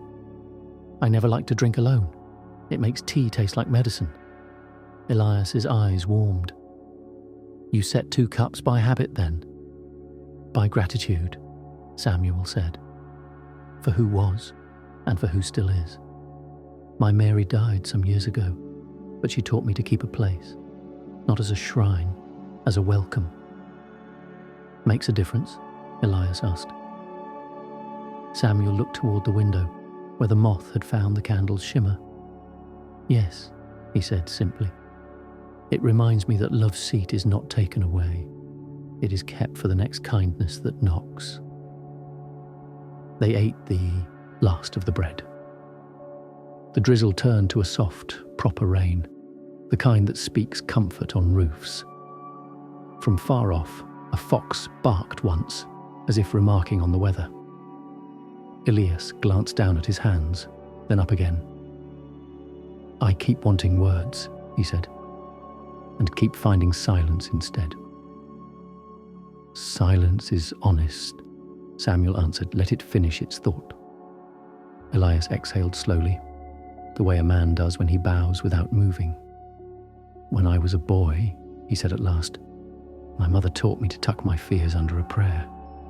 Not to hide them, you understand, but to keep them warm. I have no idea how to do that as a man with a house full of coats no one wears. Samuel considered, then stood and crossed to the small dresser. From its top drawer, the one he had tidied the night before, he brought a folded linen napkin. He placed it gently on the table. Would you tuck something into this? He asked. As practice? Elias looked puzzled, then curious. He reached into his coat and drew out a thin length of bell rope, a frayed end he must have trimmed earlier. He wrapped it in the linen, clumsy at first, then with an easing care as if the cloth itself suggested gentleness. When he finished, he smoothed the corners. Good, Samuel said. Not hidden, kept. Elias's mouth trembled into a grateful shape. He laughed softly, surprised at himself. Old men, he said, shaking his head, are not supposed to teach with napkins. Oh, we teach with whatever is clean and near to hand, Samuel replied. Some lessons cannot bear a hammer. Rain pressed its palms softly to the windows. The light had lowered one shade more toward evening. Samuel struck a match and lit the candle on the sill. The flame lifted, bowed, then steadied, its small column of light threading the dusk. Elias watched it. She loved candles, he said. My wife. She'd place one on the porch, so she said the dark would have something to greet. Then you must keep that habit, Samuel answered.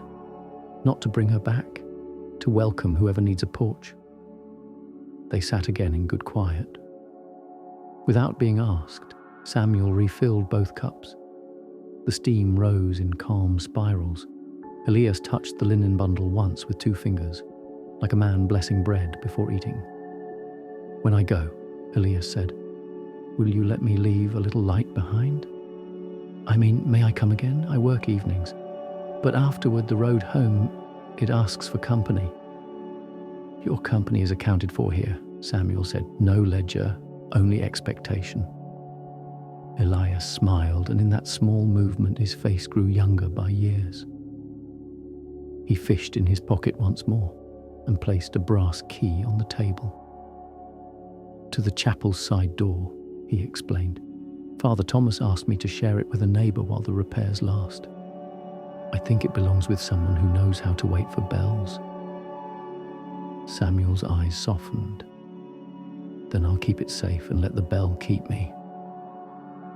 The rain gentled into a patter like many whispered amens. Elias stood, fastened his coat, and held his hat briefly against his heart, as if saluting the room. At the door he paused, listening to the hush. "What shall I do tonight?" he asked, not helplessly, only honestly. "When the house tries to echo again?" "Light the porch candle," Samuel said. "Set 2 cups. Boil twice the water you need, and let the spare steam bless the room. And when you have run out of thoughts, let the clock think for you. It speaks 1 second at a time, that is plenty." Elias nodded, swallowed thick, and put out his hand. It shook only a little when Samuel took it. "Thank you," he said, "for a lesson with linen, for a chair with my name on it, for not asking me to be brave." "You were brave," Samuel said. "You knocked." Elias laughed under his breath, then stepped into the soft rain. The evening accepted him as it accepts swallows, without fuss, as if they had known each other always. Samuel watched until the shape of the man joined the lane and became a moving piece of its twilight. He closed the door. The room, far from being emptier, felt newly furnished with quiet. The candle glowed, the moth kept company a while longer, and the kettle, emptied at last, sighed out a final ribbon of steam. Samuel gathered the linen napkin back into the drawer, now home to the charmed weight of a small wrapped thread. He left the 2nd cup on the table, clean and waiting. Before he sat, he went to the window. Down the lane, the chapel's roof line still held a seam of fading light. He touched the brass key in his pocket and smiled to himself. "Accounted for," he murmured. Outside, the rain said its gentle peace and stopped. The night settled like a shawl around the house. Somewhere a bell, mended only by promise for now, seemed to breathe between its silences. Samuel let the room breathe with it, and his heart matched the quiet. "Thank you," he said into the soft, "for the visitor who found a light, and for the light that found us both. If this twilight visit brought a little calm to your evening, remember to subscribe, so tomorrow night we can open the door again to warmth, tea, and a small, faithful light." The morning the bell returned. Dawn came in a hush of pearl and pale blue, the kind of soft beginning that asks nothing more than a quiet yes. Samuel woke before the clock announced itself, as if the brass key in his pocket had nudged him from sleep. The house held the cool of night. Floorboards murmured under his feet. He dressed slowly, button by thoughtful button, and set a small loaf and a wedge of cheese into his satchel. The kettle sighed, the tea steeped to amber, and he drank half a cup standing by the window, watching the lane gather light. When he stepped outside, the air smelled of damp stone and rosemary. The birds were already stitching the morning together with slender threads of song. In his pocket, the chapel key was warm from his palm, a little sun of its own. He walked the familiar path, hedges neat, gate latches soft with use, until the chapel roofline lifted from the horizon like a thoughtful brow. At the side door, he paused. The wood, dark with age and weather, wore the marks of hands that had found it in fog and frost. Samuel slid the key into the lock. It turned with a patient click, not loud, not secret, simply sure. He pushed the door inward, met by the scent of wax and old timber and the faint memory of lilies. Dust hung like quiet stars in the slanted light. "Good morning," he whispered, as if greeting the building itself. The bell rope lay coiled near the base of the tower ladder, its frayed end like a tired fringe on a well-loved shawl. Samuel set his satchel on a pew and listened. Above him, the bell slept in its wooden cradle. It did not ask to be woken with haste. Elias arrived a few minutes later, breath puffing in small, friendly clouds. "You beat me to it," he said, smiling the smile of a man who had slept but not deeply. He held up a bundle, new hemp rope, beeswax, a length of leather, and the simple tools of a careful trade. "I brought breakfast," Samuel replied, lifting the satchel in solemn ceremony. "Bread to keep ropes from tasting like work." They laughed under their breath, the way men do inside sacred places without being told to. Then the work began. Not loud, not quick, but steady. Elias uncoiled the new rope, running it through his hands, palms learning its strengths and shyness. Samuel warmed a little beeswax between his fingers and smoothed it along the fibers, a blessing in practical form. The ladder creaked, the tower breathed, the morning brightened. At intervals, they paused. Elias would lean back, listening with his whole face, as if the bell's silence contained instructions. Samuel would rest his hand on the rung and feel the wood's old courage. When a knot tightened obediently, they both exhaled, pleased without boasting. "Strange," Elias said softly, threading the rope through a pulley. "How a thing so simple can carry a village from sleep to prayer." Samuel nodded. "A rope is only a held hand," he murmured. "It lets weight and wonder speak to each other." Elias smiled, then squared his shoulders to the next task. He trimmed the end neatly, wrapped it in leather, and stitched the binding with slow, even bites of thread. "My mother taught me to sew," he said. "Said a man should know how to mend what he wears and what wears him." Samuel considered that the good weight of it. "Your mother was a theologian," he said, and Elias's laugh climbed the ladder ahead of him. By mid-morning, the rope hung true, straight, waxed, ready. Elias tied the sally, the soft-coloured grip, at a height the smaller ringers could reach. He stepped down and stood beside Samuel. They looked at their work together, two men and a line of hemp and a sleeping bell above them. "Shall we try it?" Elias asked, voice respectful, as though addressing a guest. "Gently," Samuel answered. Elias took the rope first, not with bravado but with the quiet authority of a man who knows the heart he is holding. He drew down and released, and the rope rose like a breath. Above them the bell moved, then settled, a single warm syllable of metal speaking and then listening to itself. Not a peal, not a proclamation, just a hello. The sound rolled down the tower and across the empty pews, into the beams, along the stone, out through the windows, and into the day. It found the lane and the hedges and the nests and the half-closed eyes of those who were nearly awake. It found Samuel and set him still, as if the note had placed a hand on his chest and said, "Here." Be here." They waited. Then Elias rang again, a little fuller, and the bell answered with gratitude. A second tone joined the first in memory, though there was only one bell, the echo placing its palm against the present. Samuel wiped his eyes without surprise. "She remembers," he said, meaning the bell, meaning the village, meaning himself. They sat on the lowest pew and shared the bread and cheese, careful not to leave crumbs for mice more devout than wise. Sunshine found the stone floor and made a small lake of gold where their boots rested. Elias ate like a man who had been hungry and was halfway to being fed.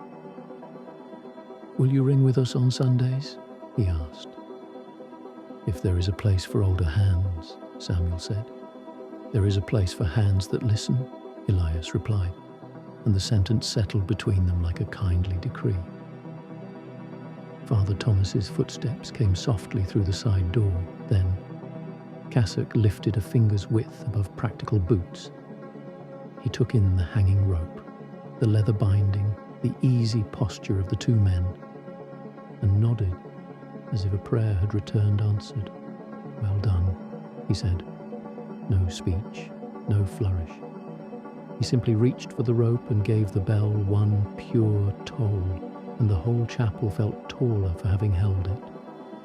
They walked out together when the hour drew near, leaving the door on its latch and the morning on its hinges. In the churchyard, a few early passers-by had paused with that bashful, please look people wear when something familiar comes back kinder than they recalled. Helen stood by the low wall with a basket on her arm, a blue shawl about her shoulders. "I heard her," she said, eyes bright. "She's found her voice." "She let us borrow it," Samuel answered. Helen touched the rope-worked callus on Elias's thumb, as if congratulating a small victory. "You've given us a good sound," she said. "There will be fewer lonely kitchens at noon." They lingered in the yard, and time made no fuss about it. A robin landed so near that the three of them fell silent out of respect for such boldness. The bird cocked its head, decided they were the harmless kind, and went about its small business. When the others left to their day, Father Thomas to parish rounds, Helen to bread deliveries, Elias to the mill, and then perhaps to an evening of not echoing rooms, Samuel returned to the chapel alone. He stood beneath the tower once more and placed both hands on the rope. The fibres were faintly tacky with wax, warm from work, honest in his grip. "This is for the ones who cannot ring but need to hear," he said, and then he drew down, offered the bell a measured arc, and let go. The tone rose and lifted the dust motes until they looked like blessing. It threaded the morning with gold, crossed the river where the heron stood considering patience, touched the new cottage where Anna stitched a hem beside her boy, nudged the porch where an extra cup cooled on Elias's table. It moved through Samuel too, right through the careful place where sorrow had folded itself for rest, and the note did not bruise it, it warmed it. It said, "Mended is not the same as new, but it is strong in its own way." He rang once more, then let the rope hang. A bell should not be asked to prove itself. He locked the side door, the key turning like a thought completed, and started home by the longer path. The field smelled of cut hay. A breeze lifted, not urgent, only curious, and turned the heads of the wildflowers so they could watch him pass. At his gate he paused to listen. The bell's last breath had become silence again, but it was a good silence, the kind that holds room for the next sound. He set the key on the mantel when he entered, beside Mary's photograph and the candle stump and the folded linen napkin with its small, kept weight. Everything looked as it should. Ordinary things that had consented to carry light. Samuel boiled the kettle, poured a single cup and left a second saucer warming in the sunspot on the table. He closed his eyes, heard the bell as if it were still speaking, and rested both hands flat upon the table. 2 older hands that could still learn. "Thank you," he said, not to a ceiling, but to the wide listening air, for rope and ringers, for echoes that don't finish too quickly, for the morning a bell returned and took us with her. Outside, the day unfolded like a well-pressed letter. Inside, the house felt taller, by exactly the height of hope. If this quiet morning with the bell brought ease to your heart, remember to subscribe, so tomorrow night we can share another small sound that carries far. The garden in late light. By afternoon, the world had quieted into gold. The bell's voice still seemed to hum beneath the day, not as sound anymore, but as a warmth that lingered in the air. Samuel sat by his window with a book open but unread, eyes drifting often toward the patch of garden that stretched behind the house. The light had a way of softening everything it touched. The old fence, the clay pots, even the weeds. It felt almost impolite not to go out and join it. He rose, slowly, his knees creaking their own commentary, and took his hat from its hook. In the garden, the earth smelled damp and forgiving. The storm from days past had washed away the dust, leaving the soil dark and pliant beneath his boots. Bees traced patient loops between the marigolds. A single robin followed him, hopeful for turned worms. He had not tended the garden much that year. Age had slowed his hands, and grief had sometimes made him forget that things still grew without asking. Yet each spring, green returned anyway, stubborn, merciful, full of quiet promises he hadn't earned but received all the same. He fetched his trowel and began to clear a small corner near the hedge. There, hidden behind a tuft of mint, he found the faint shape of an old wooden marker, the place where Mary once grew her herbs. The name she had carved, Time, was nearly erased by rain and sun. He brushed the dirt away gently, like one would smooth the hair of a sleeping child. "You were always better at keeping life alive," he murmured. "I only ever tried not to get in its way." The robin hopped closer, bold with hunger and curiosity. Samuel smiled and scattered a few crumbs from his pocket. "There you go, small friend, a day's wage for honest company." He began to replant the herbs that had grown wild, rosemary, thyme, and a stubborn sprig of sage that refused to die even in frost. With each root he pressed back into the soil, he found his breath slowing to match the rhythm of the earth. It was work, yes, but it was also something gentler than work. A conversation between hands and ground, between past and present. As he worked, the afternoon light deepened. It slid between the leaves, laying soft stripes across the soil. The air filled with scents that only gardens know how to make. The sweet bite of mint, the pepper of marigold, the faint salt of his own sweat. For a moment, he forgot everything except the simple joy of tending. A sound startled him, footsteps on gravel. He turned to see Helen approaching, a small basket on her arm. "I brought you something," she called, lifting the basket like an offering. "You left your satchel at the chapel this morning." "Did I?" Samuel wiped his hands on his trousers, smiling. "I must be losing more things than I realize." "Only the ones that find their way home," she said, stepping closer. Her eyes caught the light. The blue in them looked almost transparent. "It's lovely out here. You've kept it well." Samuel chuckled. "The garden keeps itself. I just apologize when I forget it exists." Helen crouched beside him, setting the basket down. "You know, Mary once gave me time from this very patch. Years ago, before she took ill. I still remember the way she tied it with string and said, "This little herb doesn't mind being forgotten. It forgives easily." "She said that," Samuel whispered, voice half laughter, half ache. "Yes, she did." Helen reached out, touching the freshly turned soil. "You've brought it back." He nodded. It seemed wrong to let her corner go silent. For a while, they worked side by side. No rush, no plan, just the soft rhythm of hands and trowel. The robin lingered near them, tilting its head as though supervising. When they finished, the small patch looked humble but alive again. The scent of crushed time rose between them, sharp and bright, like something wholly disguised as simple air. Helen stood brushing her palms together. "You know," she said, "there's something about gardens. They remind me of prayer. You never quite see what happens under the soil, but you trust it anyway." Samuel looked at her, the corner of his mouth lifting. "You sound like Mary." Helen smiled faintly. "Maybe she's been teaching both of us." They sat on the bench by the fence, the one Samuel had built from old planks and nails too crooked to use elsewhere.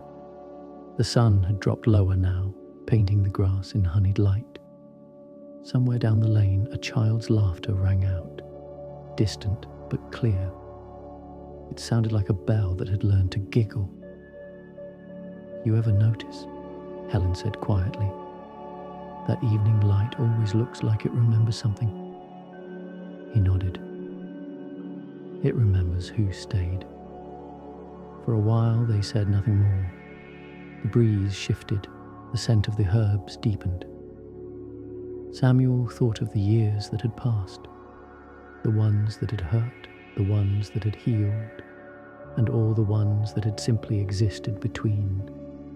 He realized how many of them were marked not by grand events, but by moments just like this. A shared silence, a small kindness, a light that refused to hurry. When Helen rose to leave, she touched his arm. "You've done good work, Samuel. Not just here." She didn't explain further, and she didn't need to. After she left, Samuel remained seated, watching the garden grow dim around the edges. Fireflies began to appear, the first of the season, blinking like tiny prayers that didn't need words. He felt an ache of gratitude so tender it almost hurt. He looked up at the sky, where the first star trembled into being and whispered, "You've kept your promise, love. The garden still forgives." The robin gave a soft trill as if agreeing. Samuel rose, brushed the dirt from his knees and returned to the house. At the door he turned for one last glance. The garden glowed faintly in the fading light, the herbs swaying like a congregation at the end of a hymn. Inside, the air carried the same scent: time, rain, and memory. He placed the satchel Helen had returned onto the table and set the candle beside it. When he lit the wick, the flame rose strong and steady, echoing the quiet life beyond the window. He poured himself tea and left the door slightly open so the evening could wander in. The sound of crickets began their song. Small voices, persistent, perfectly ordinary. He smiled. The day had been long, but not wearying. It had been full, the way a heart feels full after prayer, not because of what was said, but because of what was felt. If this garden in late light brought you calm and warmth tonight, remember to subscribe, so we can share tomorrow's gentle peace beneath the same forgiving sky. The candle by the window. Night came quietly, the way a hymn ends, softly with a note that does not vanish, but lingers in the air. The rain had moved on.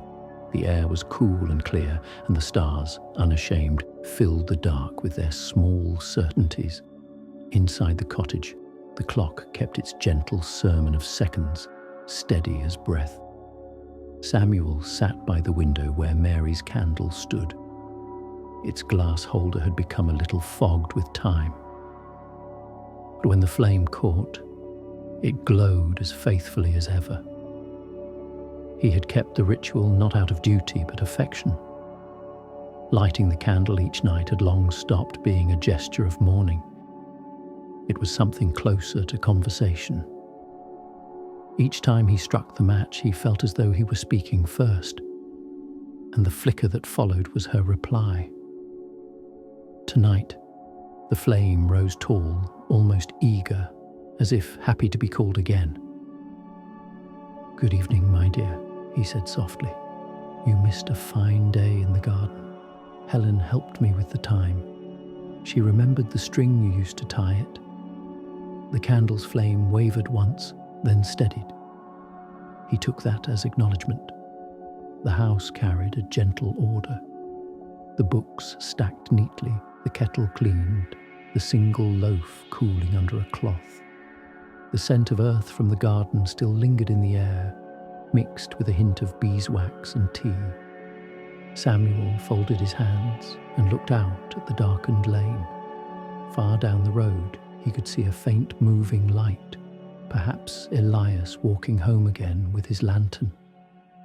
It pleased him to think of others carrying the same glow forward, one quiet household at a time. He leaned back in his chair and let memory move at its own pace.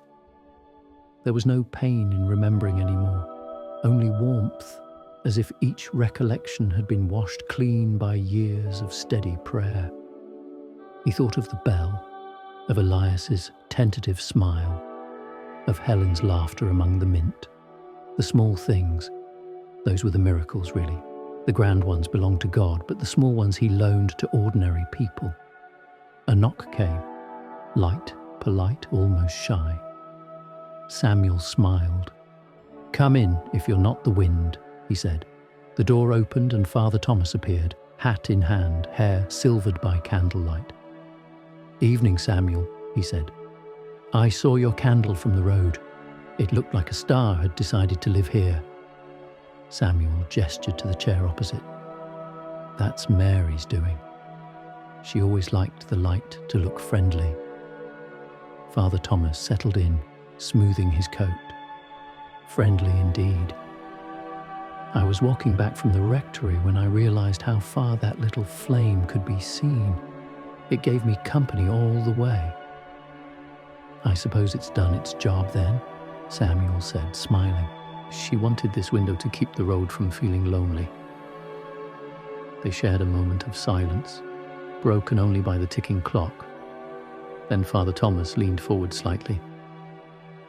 "I've been thinking about tomorrow's homily," he said. "About light and watchfulness. The older I get, the more I believe most faith is simply the practice of noticing." Samuel nodded slowly. "That's a fine way to put it. The candle doesn't argue with the dark. It just notices the space where it can shine." The priest chuckled softly. "You might have to lend me that line, Samuel." "It's free to anyone who needs it," Samuel replied. "Like the light." They spoke for a while longer. Not of theology, not of doctrine, but of simple things. The sound of the repaired bell, the baker's new apprentice, the robin that had built a nest under the chapel eaves. Conversation between two old men who both believed that the ordinary world was, in fact, full of grace if one looked at it long enough. When Father Thomas rose to go, he glanced again at the candle. "You know," he said, "I think it keeps more people company than you realize." Samuel walked him to the door. The night outside was hushed and kind. The stars burned without hurry. Somewhere far off, a sheep bleated in its sleep. "Travel safely," Samuel said. "The path's gentle tonight." Father Thomas nodded, then paused. "I'll leave you with this," he said, smiling. "Sometimes the smallest flame is the answer to the longest prayer." After the priest had gone, Samuel stood for a while by the open door, breathing the cool night air. Then he returned to the window and watched the candle. Its glow pressed softly against the glass, a fragile shield between warmth and vastness. He thought again of Mary's letter, now resting in the drawer. Love only changes its form. He understood now what she had meant. The candle was not a memory. It was a continuation, a conversation between light and time, between heaven and home. He reached for his journal and began to write slowly, with the careful loops of an aging hand. This evening, the candle burned longer than usual. The flame leaned toward the window as though listening. The bell's echo still hums somewhere in the fields. It seems to me that every kindness, once given, becomes a small light in someone else's window. He paused, letting the words settle. Then he closed the journal and placed his hand near the flame, feeling its warmth without touching. "Good night, Mary," he whispered. "Good night, love." The candle flickered in answer, a brief bow before steadying again. He blew it out only when the clock chimed 11. Smoke curled upward in thin grey ribbons, and for a moment he could have sworn it formed the shape of two hands folded in prayer. Then it vanished, leaving the faintest sweetness in the air. Samuel lingered by the window before turning to bed.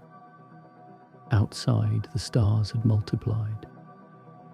Every one of them seemed to blink in rhythm with the pulse of the heart. He felt, not for the first time, that heaven was not far at all, only a thin curtain away. He whispered into the quiet, "Thank you for the light that listens." Then he closed the curtains halfway, leaving just enough space for the moon to find the sill. The house exhaled, the night deepened, and the silence that followed felt holy, the kind of silence that holds more presence than sound ever could. If this quiet candlelight story brought warmth to your heart, remember to subscribe, so we can share tomorrow night's gentle glow of faith together. The stranger at the gate. The morning broke with a pale stillness, the kind that feels like a held breath before a hymn begins. A thin veil of mist hung above the lane, and dew turned each blade of grass into glass.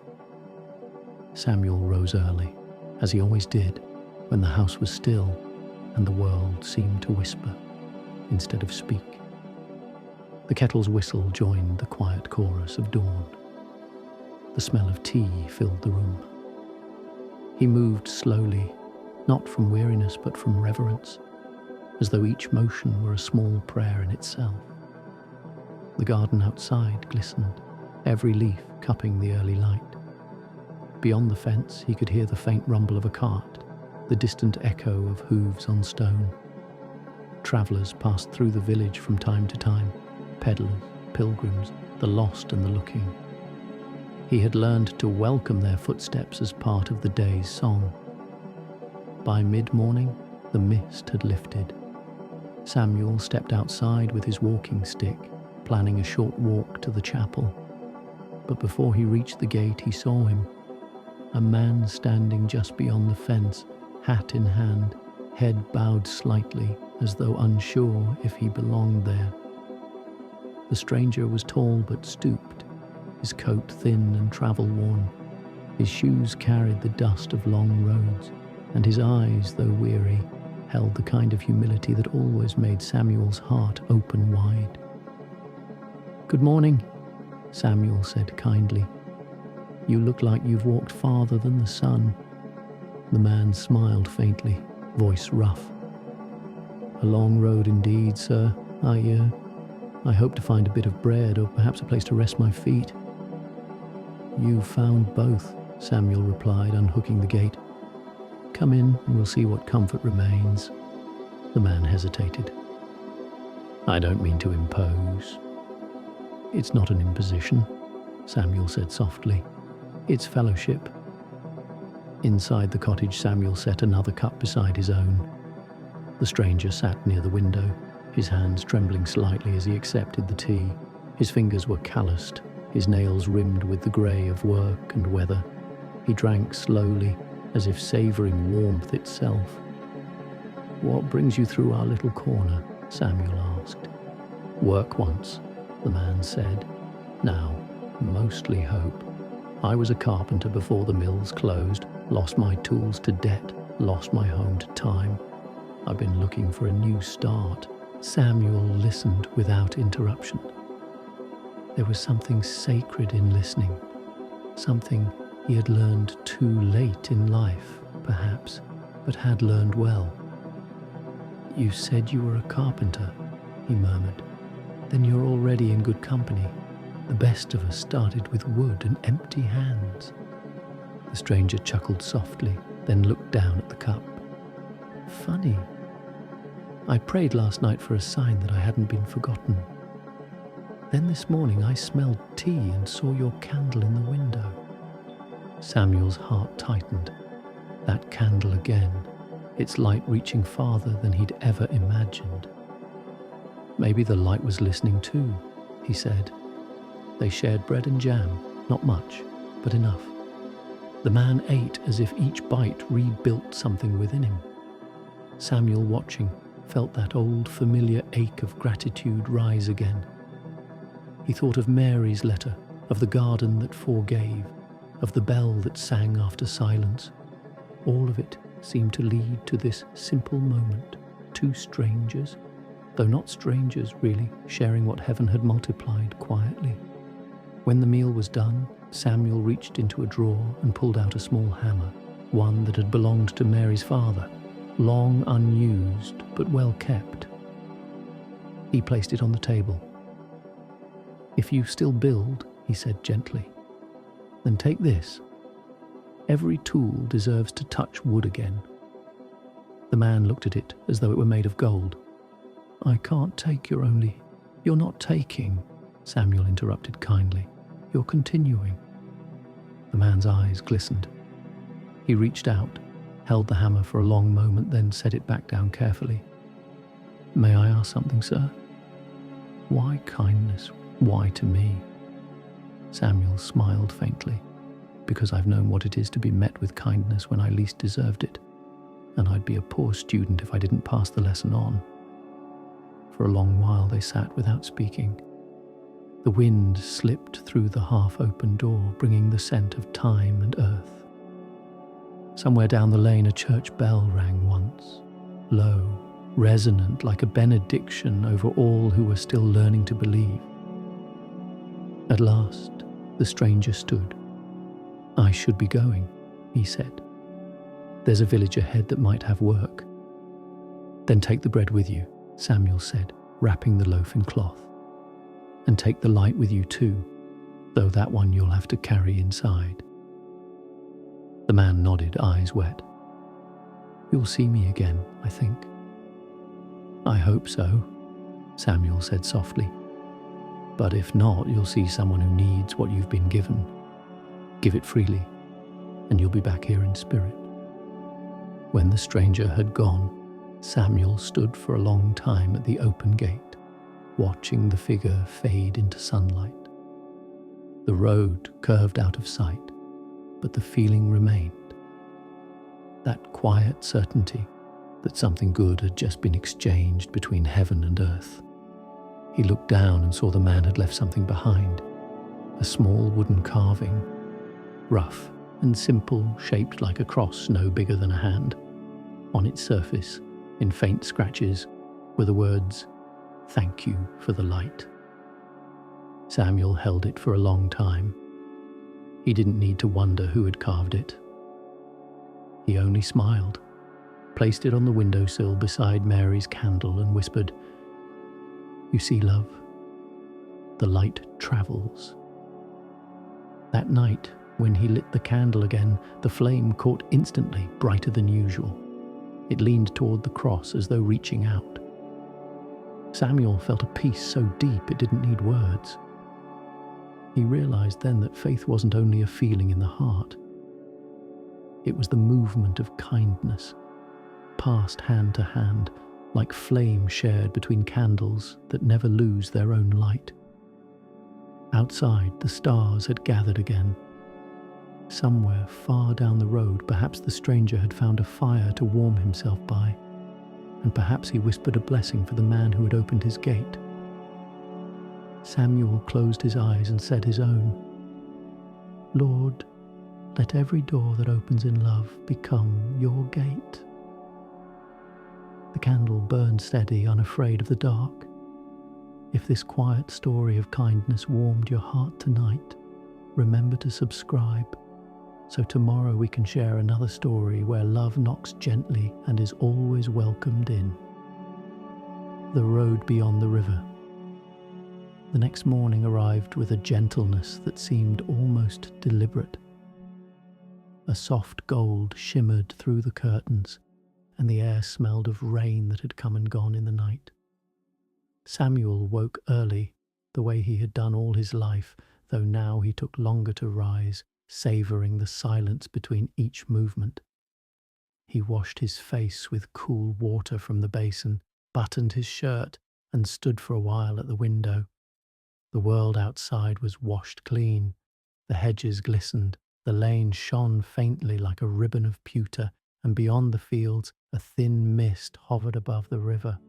It had been months since he'd walked that far, but today something, maybe the memory of the stranger or the echo of the bell, drew him toward it. He filled his satchel with a piece of bread, his old pocket Bible, and a flask of water. Before leaving, he lit the candle at the window for a moment, not as ritual, but as promise, a small pledge that he would carry that light with him, even if only in memory. Then he blew it out, took his walking stick, and stepped into the morning. The air was cool enough to sting a little. Birds sang like they'd rehearsed all night for this performance of dawn. Every sound seemed nearer than usual. The rustle of leaves, the distant splash of a fish, the creak of the gate as he closed it behind him. Samuel felt alive in a way that only comes when one remembers how temporary and beautiful each breath is. The path to the river bent through the meadow, where wildflowers nodded lazily under the weight of dew. His boots brushed through them, leaving trails of fragrance, lavender, chamomile, and the faintest trace of mint that had escaped from the garden long ago, and decided to travel. He smiled at that. Even plants, it seemed, longed to wander. When he reached the riverbank, he stopped. The water moved slowly, patient as thought, carrying reflections of the sky like gifts it could not keep. He found his favourite rock and sat down. The sound of the river wrapped around him, steady and ancient. He thought of Mary then, how she used to skip small stones across the surface, laughing when they sank too soon. "It's all right," she'd said once. "Even when they fall, they've still touched the water." Samuel smiled faintly at the memory. "You were right again," he murmured. "Falling isn't the end. It's just part of the journey home." From his satchel he drew the small wooden cross the stranger had left behind. It felt smooth in his hand now, worn by his touch. He traced the faint carving, "Thank you for the light," and looked up toward the hills beyond the river. Somewhere past that ridge, perhaps, the man had found work or rest, or maybe just another kindness to pass on.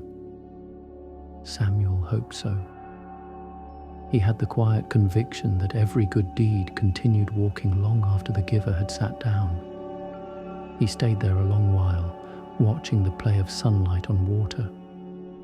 The ripples reminded him of the way faith worked, unseen hands stirring what looked still. Nothing dramatic, nothing loud, just small movements that carried great distance. After some time, he opened the little Bible he'd brought.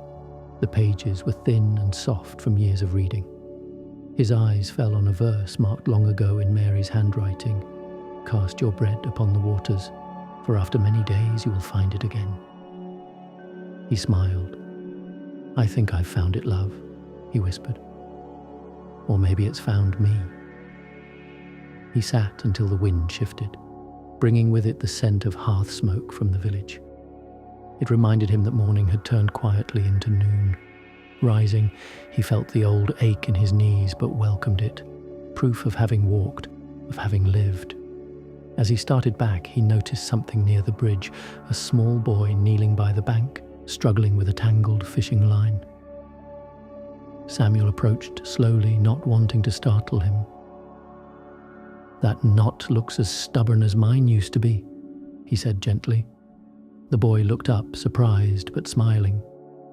"It won't come loose." Samuel crouched beside him, taking the line in his weathered fingers. "Let's see what patience can do." It took a moment, 2, maybe 3, but the knot began to yield. When it came free, the boy's grin was bright as morning. "Thank you, sir." "Ah, you'd have done it in time," Samuel said. "Sometimes things just need a second pair of hands." The boy nodded and ran off, waving, his laughter scattering into the air. Samuel watched him go, feeling that familiar, quiet warmth rise again. The same warmth that had lived in every kindness given and received. As he crossed the bridge, he looked down at the water one last time. The surface caught the sun and shimmered like liquid glass. He thought of the stranger, of Mary, of all the souls he had met along this long and humble road. So many stories, so many crossings, and through it all one unbroken current of grace. By the time he reached home, the sun had dipped low. The candle by the window waited, unlit, but ready. Samuel smiled, struck a match, and watched the flame take its place once more, not as memory, but as continuation. He whispered, "For the road beyond the river and the kindness that keeps travelling." Then he sat by the window, tea in hand, and watched the light grow gentler with the evening. The world outside was quiet again, not empty, but full of everything that mattered. Breath, warmth, gratitude, and the steady companionship of faith. The day had gone, but its goodness remained, folded neatly into the night.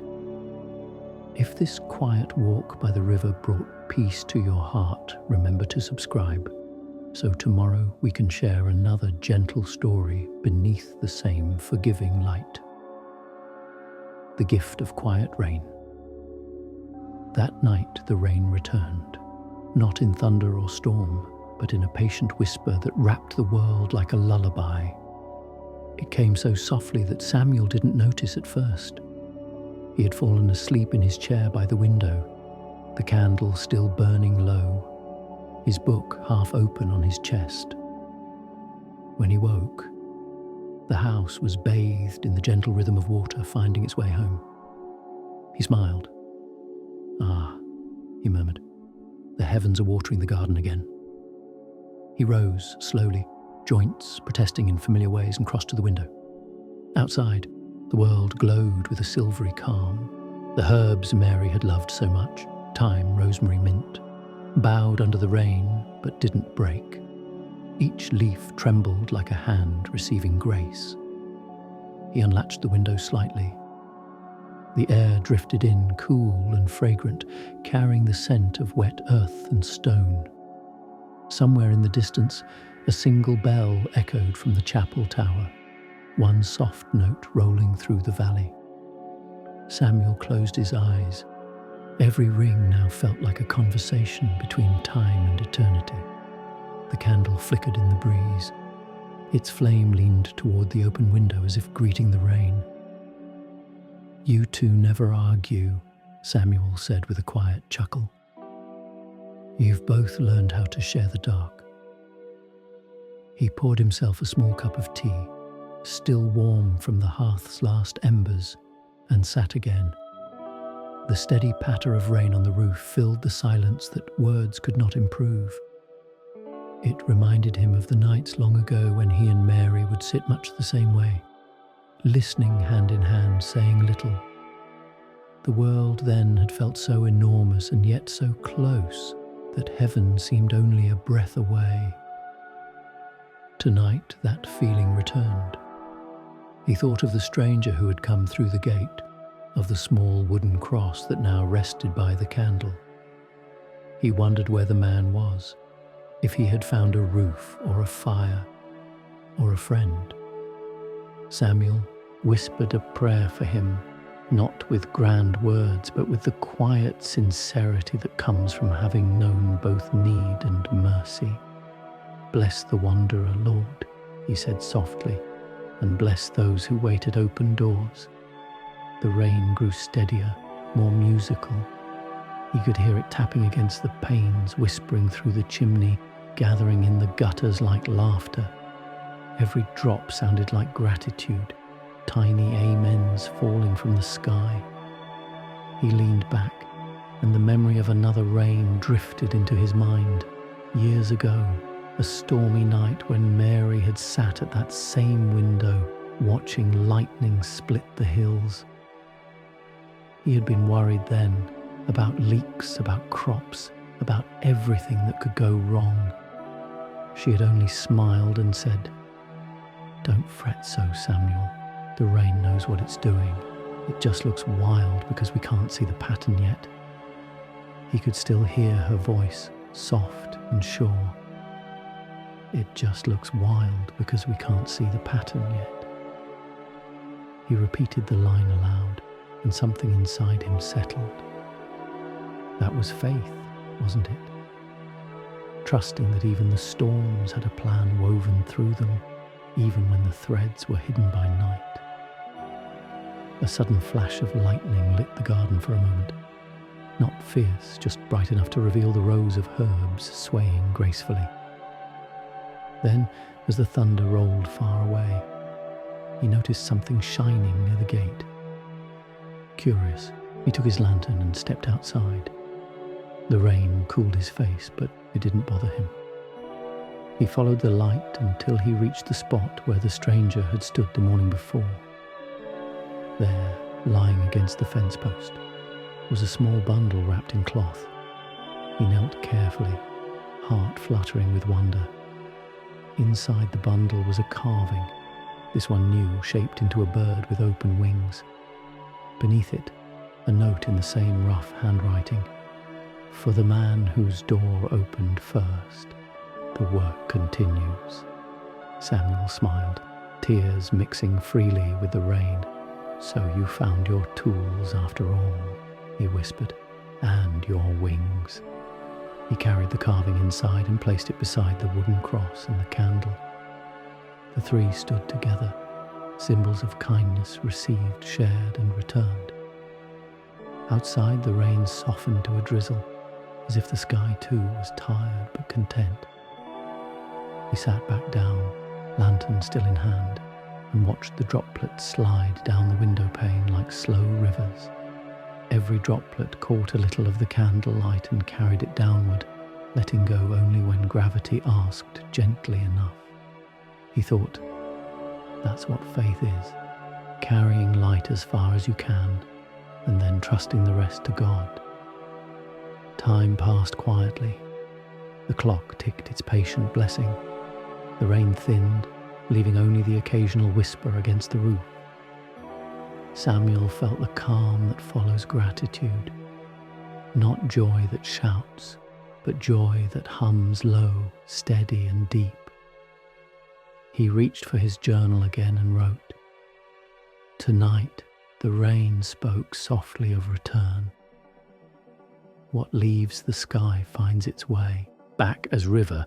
What leaves the heart finds its way back as kindness. Love does not vanish. It circulates like rain, touching what is dry, then rising again to give once more." He closed the book, blew out the lantern, and let the candle burn alone for a while. The flame's reflection wavered in the window, as though the world outside had decided to keep a copy. Samuel whispered, "Thank you, Lord, for rain that heals instead of harms." Then he leaned his head against the chair, eyes half closed, listening to the roof hum its sleepy hymn. The candle flickered once more, then steadied, like a heart returning to peace. When sleep finally came, it came the way rain falls, slowly, completely, without hurry. Closing line, gentle CTA. If this quiet story of rain and faith brought you calm tonight, remember to subscribe so we can share tomorrow's gentle light, one peaceful night at a time. The letter never sent. The morning after the rain came bright and quiet, the kind of light that feels like a fresh start. Every leaf outside sparkled as if washed by mercy itself. Samuel sat at the table with his tea, steam curling upward in soft, ghostly shapes. The house smelled faintly of damp wood and thyme, the perfume of a world reborn. He had planned to visit the chapel again that day, but something kept him seated. His thoughts moved slowly like sunlight across the floor. The sound of dripping from the eaves marked time gently. For once, he felt no urge to hurry. As he reached for a napkin from the drawer, his hand brushed against something flat, a forgotten envelope, thin and yellow with age. His heart stirred. He had found Mary's first letter weeks ago, but this was different. It bore no name on the front, no date. Only her handwriting, simple and careful. To be opened someday. He hesitated, as if the air itself asked for reverence. Then he broke the seal. The paper unfolded easily, though his hands trembled as if afraid to disturb something sacred. The ink had faded in places, but her words remained clear enough. My dearest, I don't know if I will ever give you this letter. Sometimes words feel too heavy for the living to carry, so I will let them rest here until they are needed. I've watched you spend so many years fixing what is broken. Clocks, fences, tools, even the hearts of neighbours who come knocking with troubles. But I want you to know something, Samuel. You were never meant to fix everything. You were meant to love it. Love is not repair. It is presence. When you hold something broken, a person, a memory, even yourself, and you don't turn away, that is love. That is how God holds us too. Not by making the pain disappear, but by staying through it. If one day you find this, let it remind you. The measure of your life won't be how many things you fixed, but how much light you let pass through you while you were trying. And if you ever feel alone, light the candle, Samuel. That flame will know what to do. With every piece of my heart, Mary. He read it once, then again, each sentence landing like a heartbeat. His breath came slow and steady. For a long while he said nothing. The house was silent except for the quiet tick of the clock, and in that silence her words seemed to keep speaking, echoing from the paper into the air itself. He thought of the years he had spent mending, always believing that love was a kind of fixing, patching holes, straightening paths, keeping grief from leaking through. But now he saw what she meant. Love was not the hammer or the nail. It was the hand that stayed even when the fixing failed. He folded the letter carefully, pressed it to his chest and closed his eyes. The warmth of the paper seemed to reach inward. You always knew, he whispered, even when I didn't. The window was open just enough for a breeze to enter. It carried the scent of the wet earth, the far-off toll of the chapel bell, and the faint laughter of children playing in the lane. Life continued outside his small house, and for once he felt perfectly part of it, not watching from a distance but breathing within it. He placed Mary's letter beside the wooden cross and the carving of the bird. The three seemed to belong together: message, faith, and flight. Then he took up his pen and opened his journal again.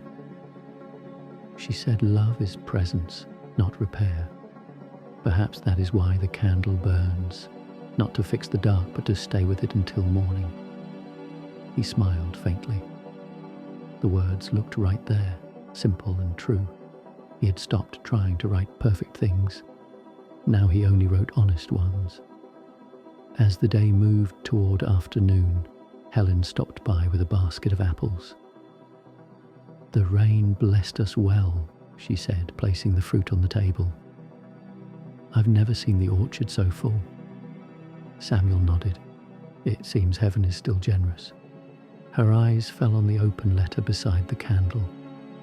"Another of hers?" she asked gently. "Yes," he said, "the one she never sent. I think she meant it for a later version of me." Helen smiled, setting a hand lightly on his shoulder. "Then she knew you'd still be learning." He laughed softly. "She always did."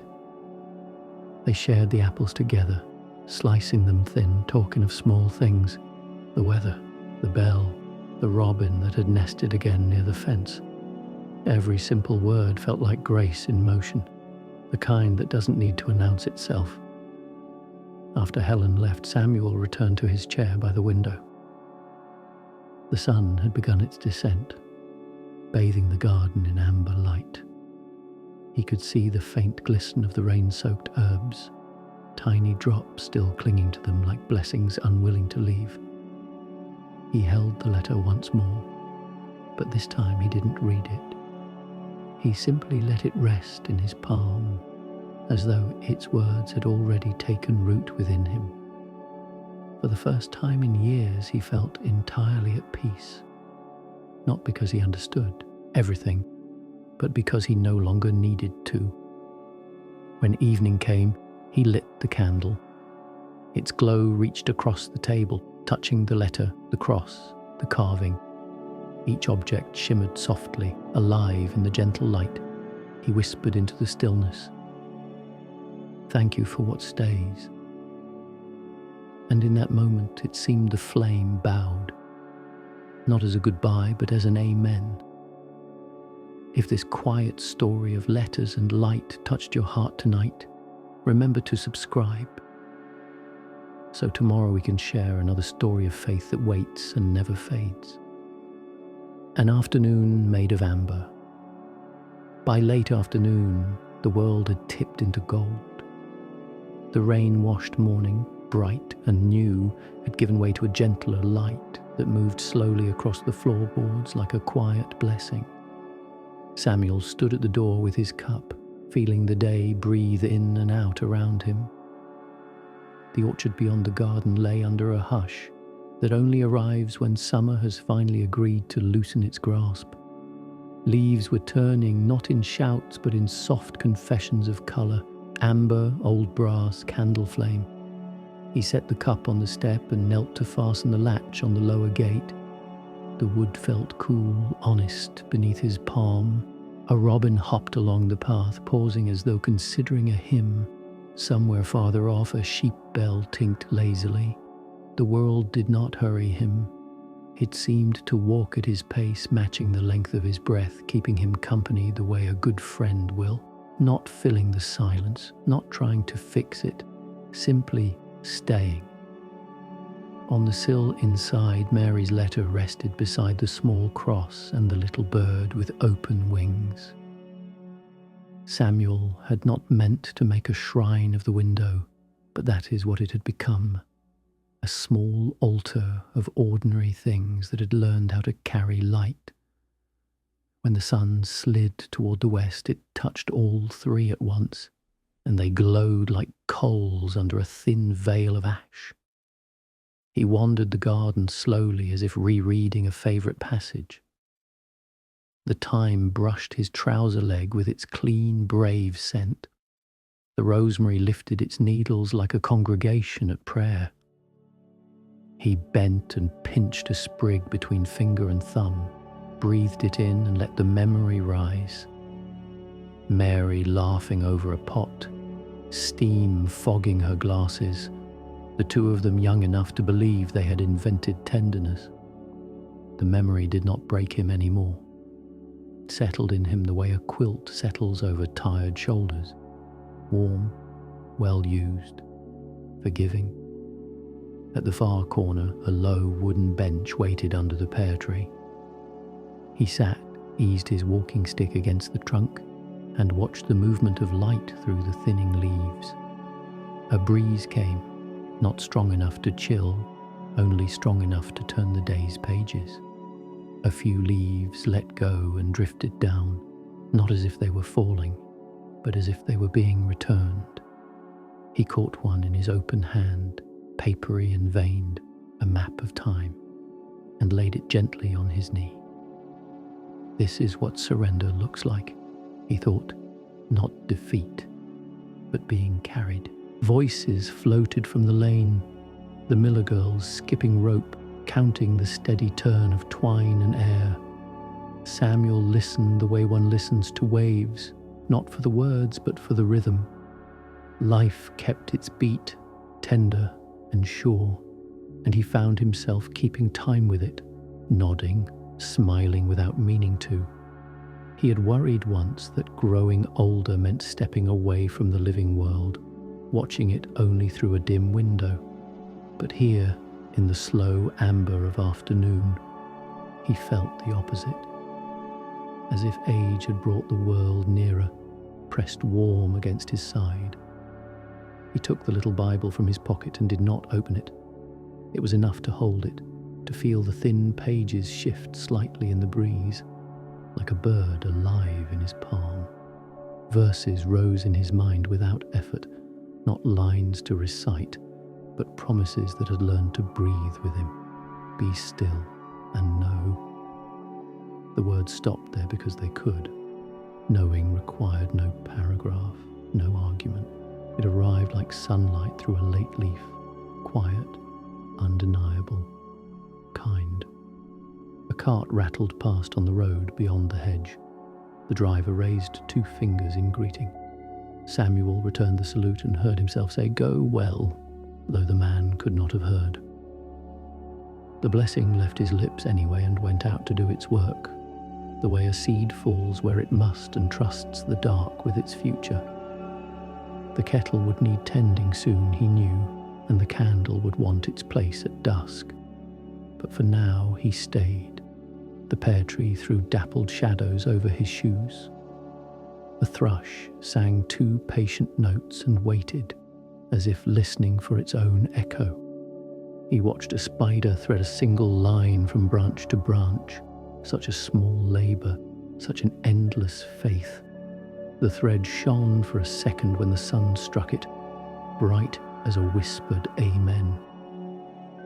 He thought of the stranger with the carved bird, of Helen and her basket of apples, of the little boy at the riverbank whose knot had learned to loosen.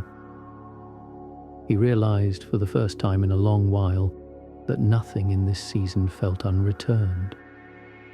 Every kindness he had given had come back in some other shape.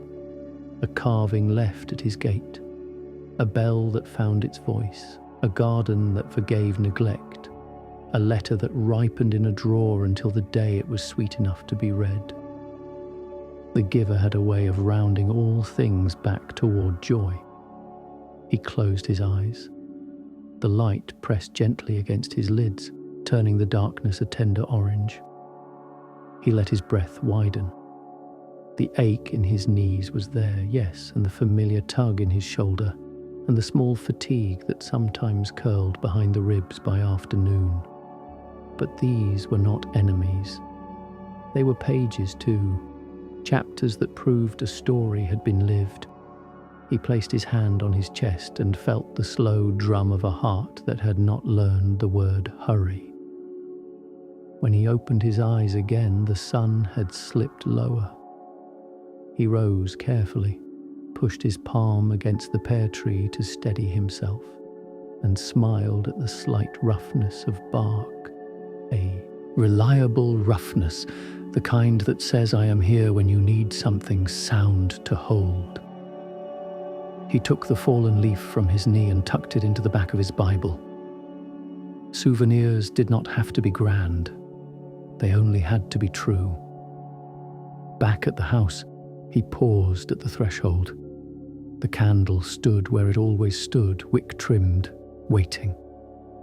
The letter lay quiet, the cross kept its watch, and the bird seemed poised for flight even in stillness. He struck the match in the old way, head bowed, listening for that first soft hiss, and offered the wick to the flame. The light accepted, lifted, and took its gentle post at the edge of evening. He set the kettle on and washed an apple under the pump, the water cool as mountain air. He sliced it with care and placed half upon a small plate, half into a cloth to share later with Helen if she passed by. Small deliberate acts, small deliberate mercies. The room grew fragrant with tea and fruit and the faint thread of beeswax that always rose when the candle warmed the air. At the table he wrote only a single line in his journal. Today I learned that peace does not arrive like a soldier, but like a leaf. It lets go and is carried. He closed the book and let his fingertips rest on the cover. The clock in the corner counted the moments with a sober kindness. Outside, the rope song of the Miller girls had quieted. Somewhere a door closed. A dog arranged itself for sleep. Evening collected its scattered silvers and laid them neatly across the fields. Samuel lifted his cup, warm in both hands, and faced the window. The flame answered by deepening, as if understanding its turn to speak. He did not try to name the feeling that filled the room. Naming was not necessary. Presence was enough. In that soft, amber hour, with the garden breathing, the kettle whispering, the candle holding its small, faithful star, Samuel knew he had arrived where he had been walking all along. Not a destination on any map, but a quiet consent of the soul, to be held, to be here, to be grateful. Peace did not erase the past.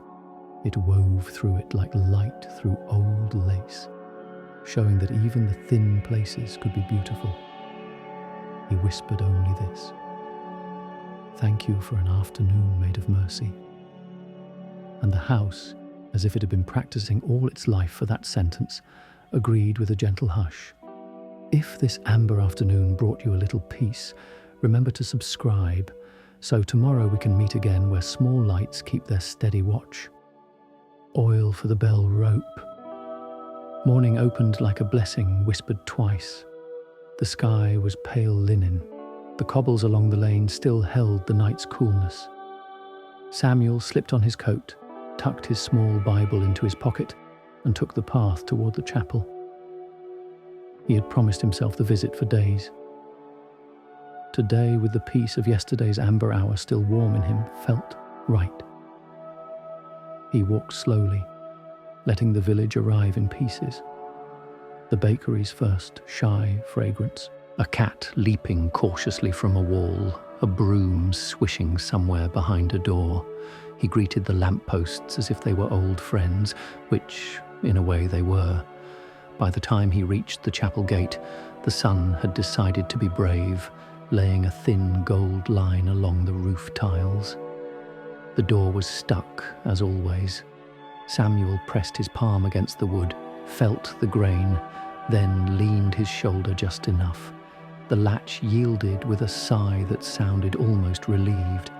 "There we are," he said softly, as if to a child freed from a too-tight shoe. Inside, coolness gathered in the stone like tucked-away water. The smell of old polish and beeswax felt faithful, familiar. Moated dust held itself in beams of light, the way a choir holds a final note.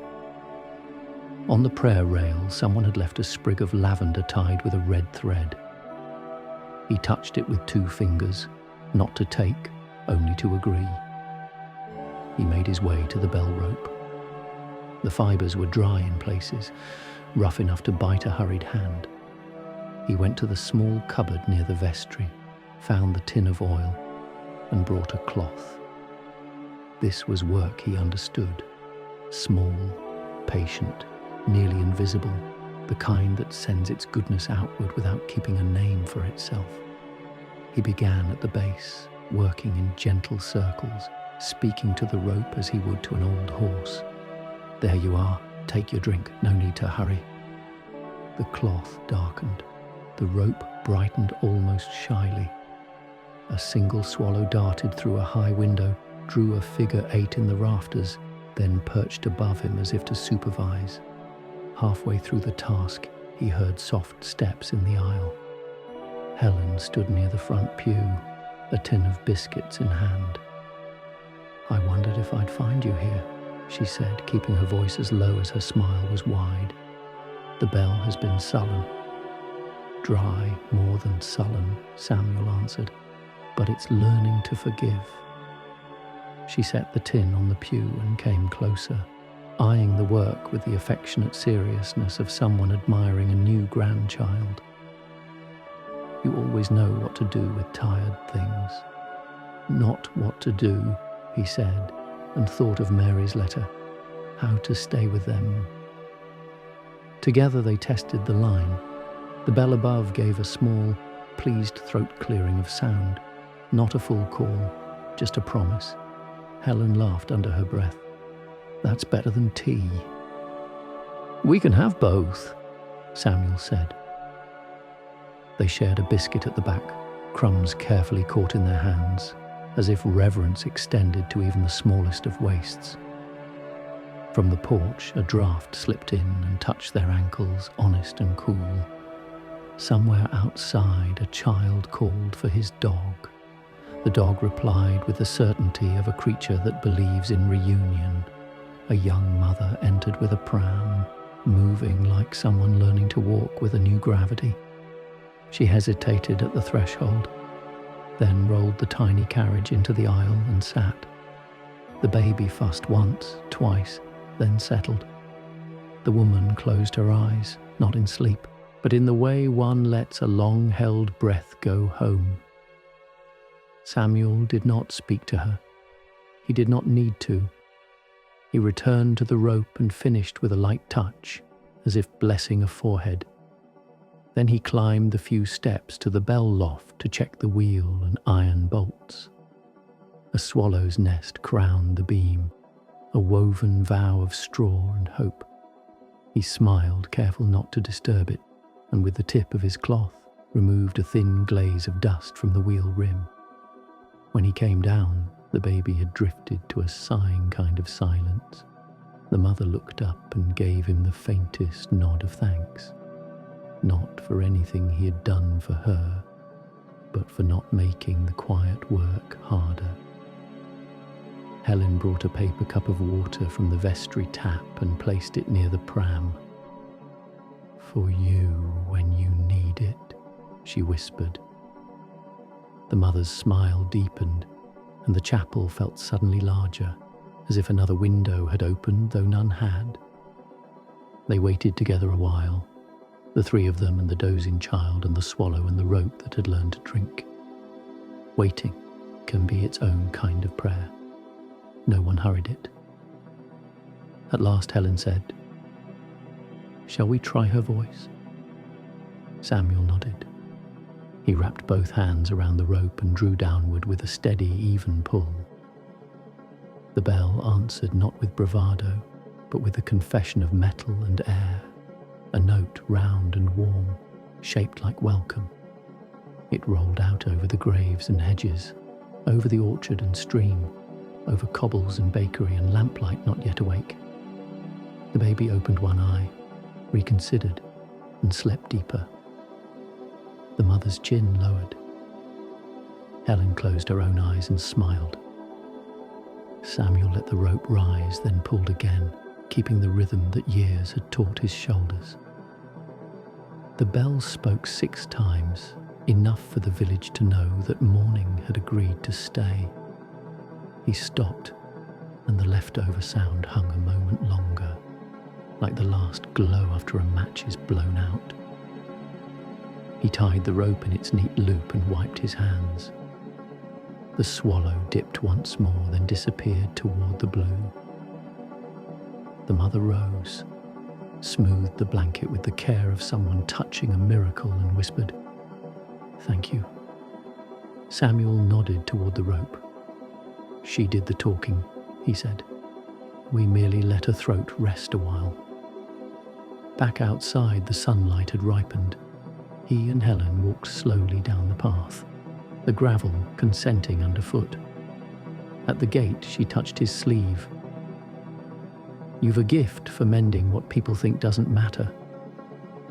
He shook his head gently. I only make room for what already matters to speak.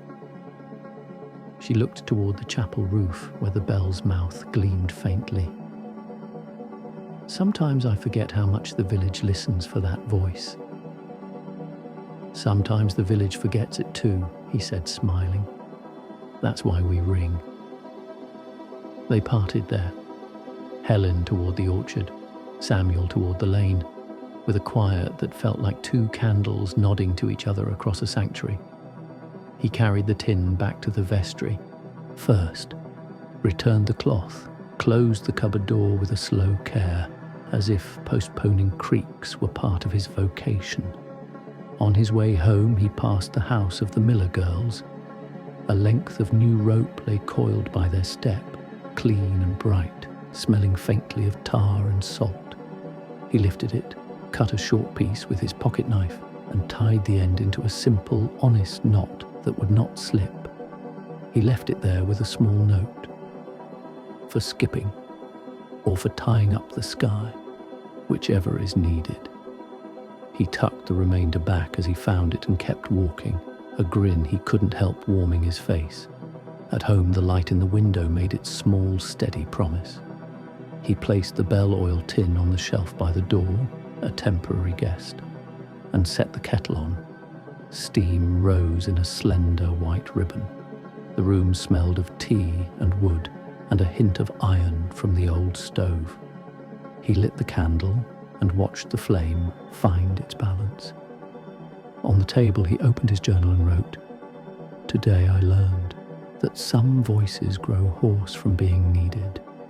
Love is the oil, patience the cloth, presence the hand that lifts and lets go. He closed the book and set his palm on its cover until the page's warmth climbed into his skin. Outside, a breeze nudged the chimes on the porch into a few kind notes, like a bell telling its little cousins about the morning. Samuel sipped his tea and faced the candle. He could still feel the slight tug of the rope in his hands, the bell's answer living like an echo just behind his ribs.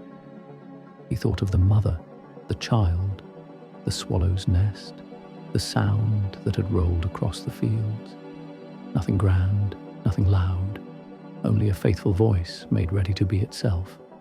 He breathed out, slow and grateful, and said what the bell had said in its own language. Welcome, welcome, welcome. And the room, floor, walls, flame and window welcomed him back. The quiet harvest. The next morning unfolded in silver and hush. Mist lingered low over the fields, softening every edge until even the fences looked tender.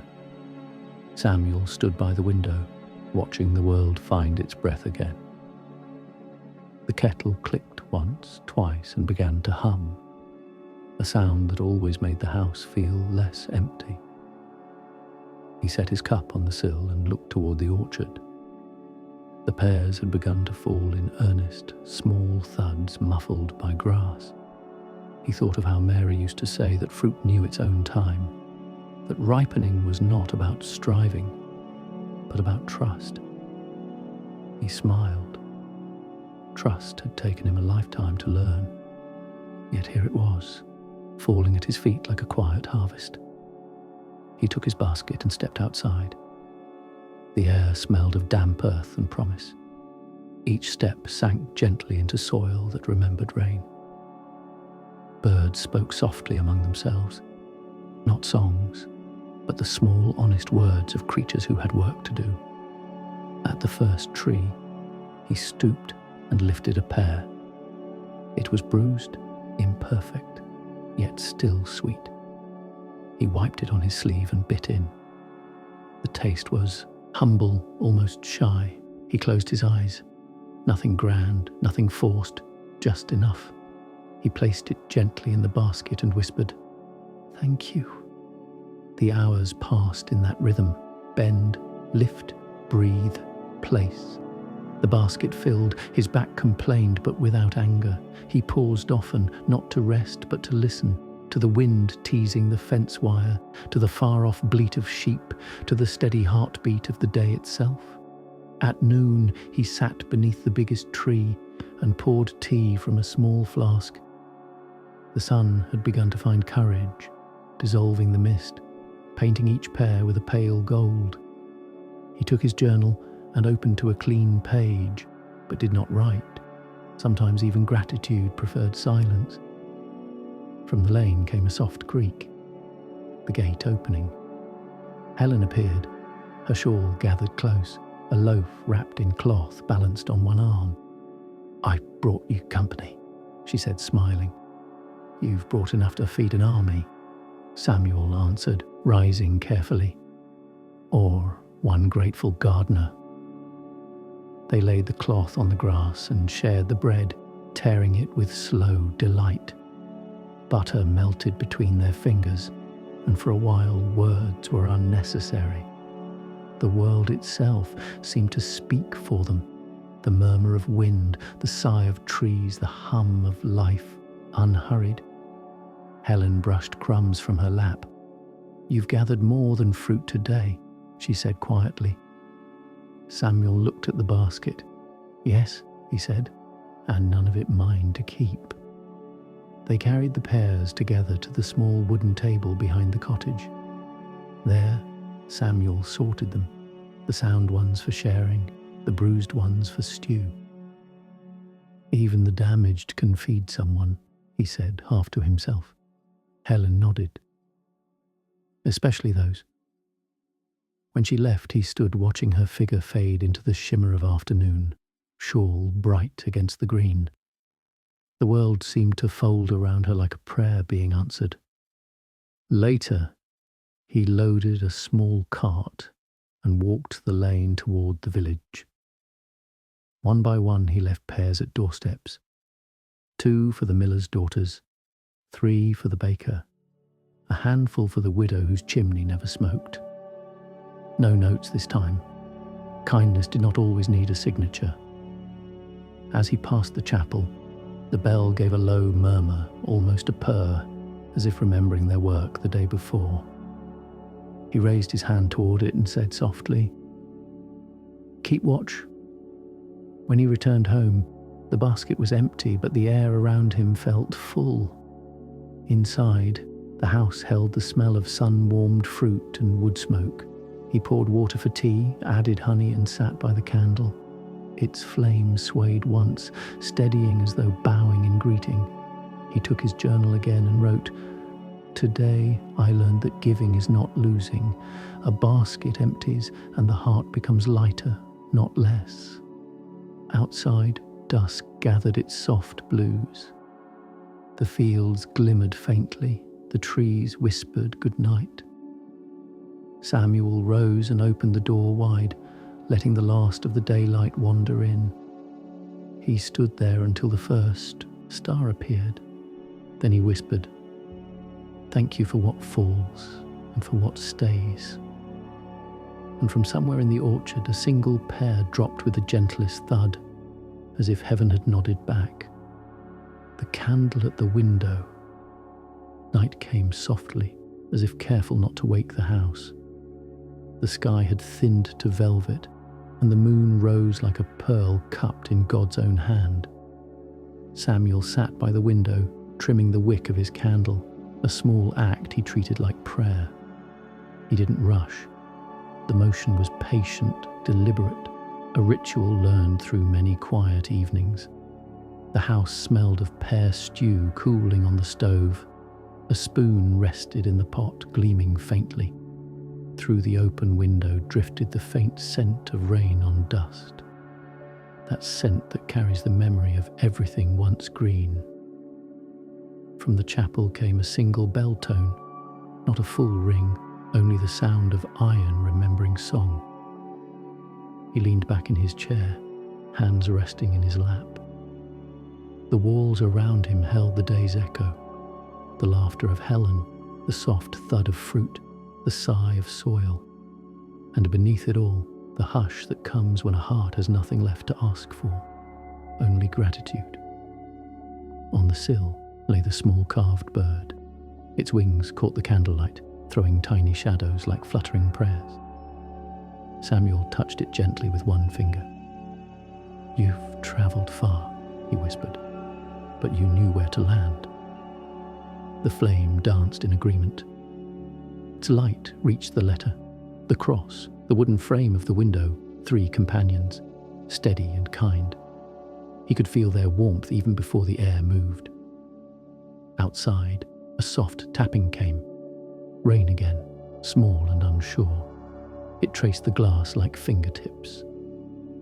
Samuel watched the droplets race one another, then merge and slide downward as though returning to something they had once known. He rose slowly, joints stiff but obedient, and crossed the room to draw the curtain halfway, not to hide the night, only to cradle it.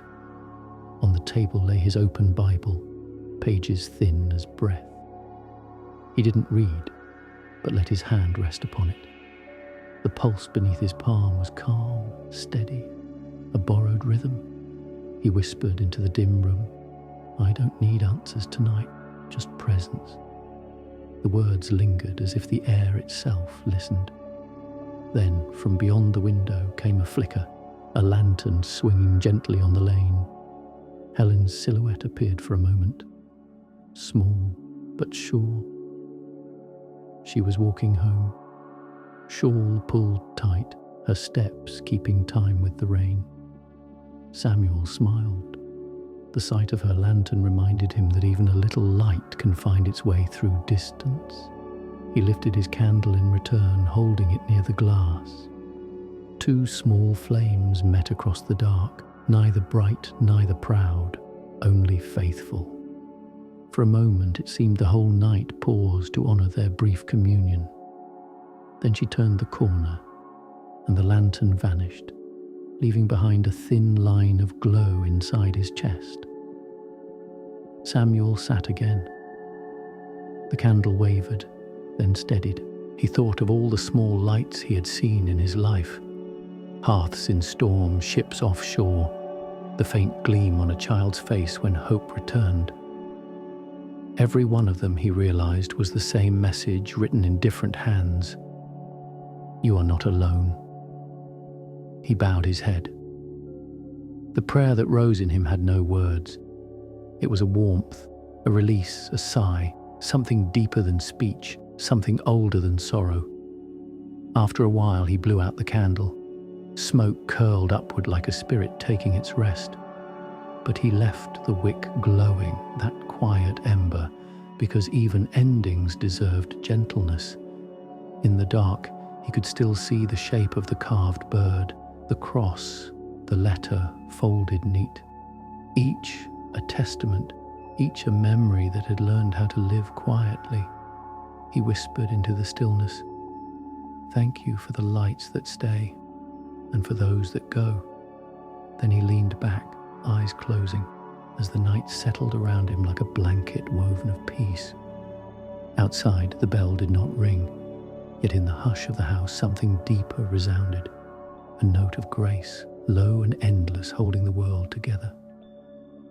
Even in the silence, he thought, the light remembers its way home. When morning remembered the light, the dawn did not hurry. It crept in softly, one pale thread at a time, weaving itself through the thin curtains like a promise remembered after sleep. Samuel woke before the first bird called.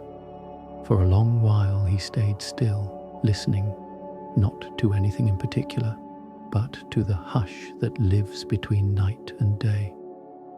He could feel the house breathe around him, the gentle crack of timber, the sigh of settling stone. It was the sound of faithfulness, of things that keep standing even when no one is watching. He rose, wrapped his shawl, and went to the window. Outside, the world shimmered with dew. Every blade of grass carried a droplet catching the new light. Like small worlds cradling the sunrise, the orchard beyond lay silvered and still. He opened the window and the chill touched his face, clean, honest, full of life. The kettle's whistle came like an old friend clearing its throat.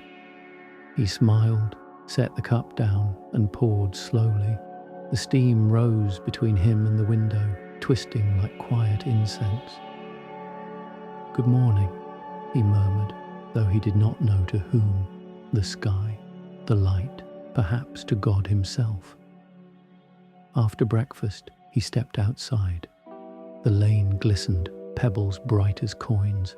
The chapel bell, oiled and rested, waited in silence. He could almost feel it listening. Across the fields, he saw Helen's cottage with its little line of smoke. The sight alone was a comfort, like seeing handwriting you trust. He walked toward the river path, the one he and Mary had once followed every spring. The air smelled faintly of wet earth and apple peel. Along the bank, small yellow flowers had begun to appear, stubborn against the fading season. "You brave little souls," he whispered, still reaching for light. At the bend where the willow leaned low, he found the same smooth stone where he used to sit and read. He lowered himself carefully, cane planted beside him, and let the sound of the water take him. The river moved as it always had, not quickly, not slow, but sure. It did not resist the stones. It shaped itself around them. Samuel watched, feeling the lesson seep through. Peace is not stillness, but motion without struggle. He looked up to see a boy standing on the opposite bank, the same child who had once untied his tangled fishing line months ago. The boy waved shyly. Samuel raised his hand in return. "Caught anything?" he called across. "Not yet," the boy said, grinning. "But I'm waiting." Samuel laughed softly. "Then you've already learned the hardest part." The boy nodded, half understanding, and cast again. The line arced silver through the air, then settled neatly on the water. For a long while they stayed like that. Two figures mirrored across the current, sharing a silence that needed no bridge.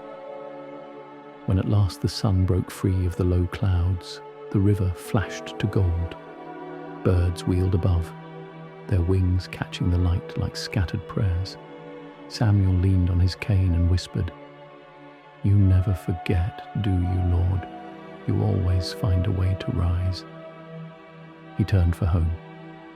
On the path, he paused to watch a spider's web jeweled with dew, a fragile net catching morning itself. Each droplet held a tiny sun. He thought of the candle from the night before, the way its flame had met Helen's lantern through the dark. "Light knows where to go," he said quietly. "It always does." Back at the cottage, the fire had burned low. He added a log, coaxed it with breath, and watched the ember bloom to life. The warmth spread through the room like gratitude, slow and deep. On the table, his journal waited open. He wrote with steady hand, "Today I learned that the light does not return. It never leaves. We are the ones who forget until morning remembers for us." He laid down the pen and looked toward the window. The sky was now full and bright, every shadow honest. Somewhere beyond the orchard a rooster called, certain and clear. Samuel lifted his cup, closed his eyes and smiled. The world was awake again, and so was he. The quiet returned. The days had begun to shorten, folding themselves gently into the arms of autumn. The air carried a hush that spoke not of endings but of completion, the quiet sigh after a prayer has been spoken. Samuel moved more slowly now, though without complaint.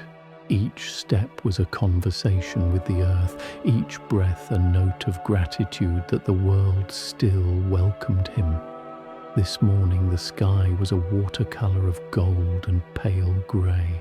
A thin veil of mist hung low across the orchard, blurring the line between heaven and soil.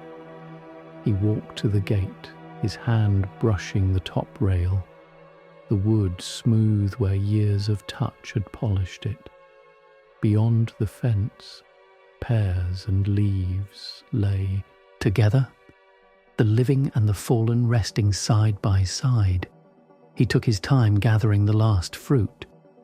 Not many remained, just enough to fill a small basket. As he worked, he hummed an old hymn that had no beginning and no end, only a rhythm like heartbeats and rain. The words had long since faded, but the feeling lingered, mercy, steady and familiar. By noon, the sun had burned through the fog, laying ribbons of light across the garden. Samuel wiped his brow and leaned on the fence. From here he could see the chapel roof glinting faintly, and farther still, the smoke from Helen's chimney, thin and silver. The sight comforted him more than he could say. He returned inside and placed the pears on the table. 3 bright, 3 bruised, all beautiful. He fetched a cloth, cleaned them gently, and arranged them in the bowl by the window. Their scent filled the room, warm and human.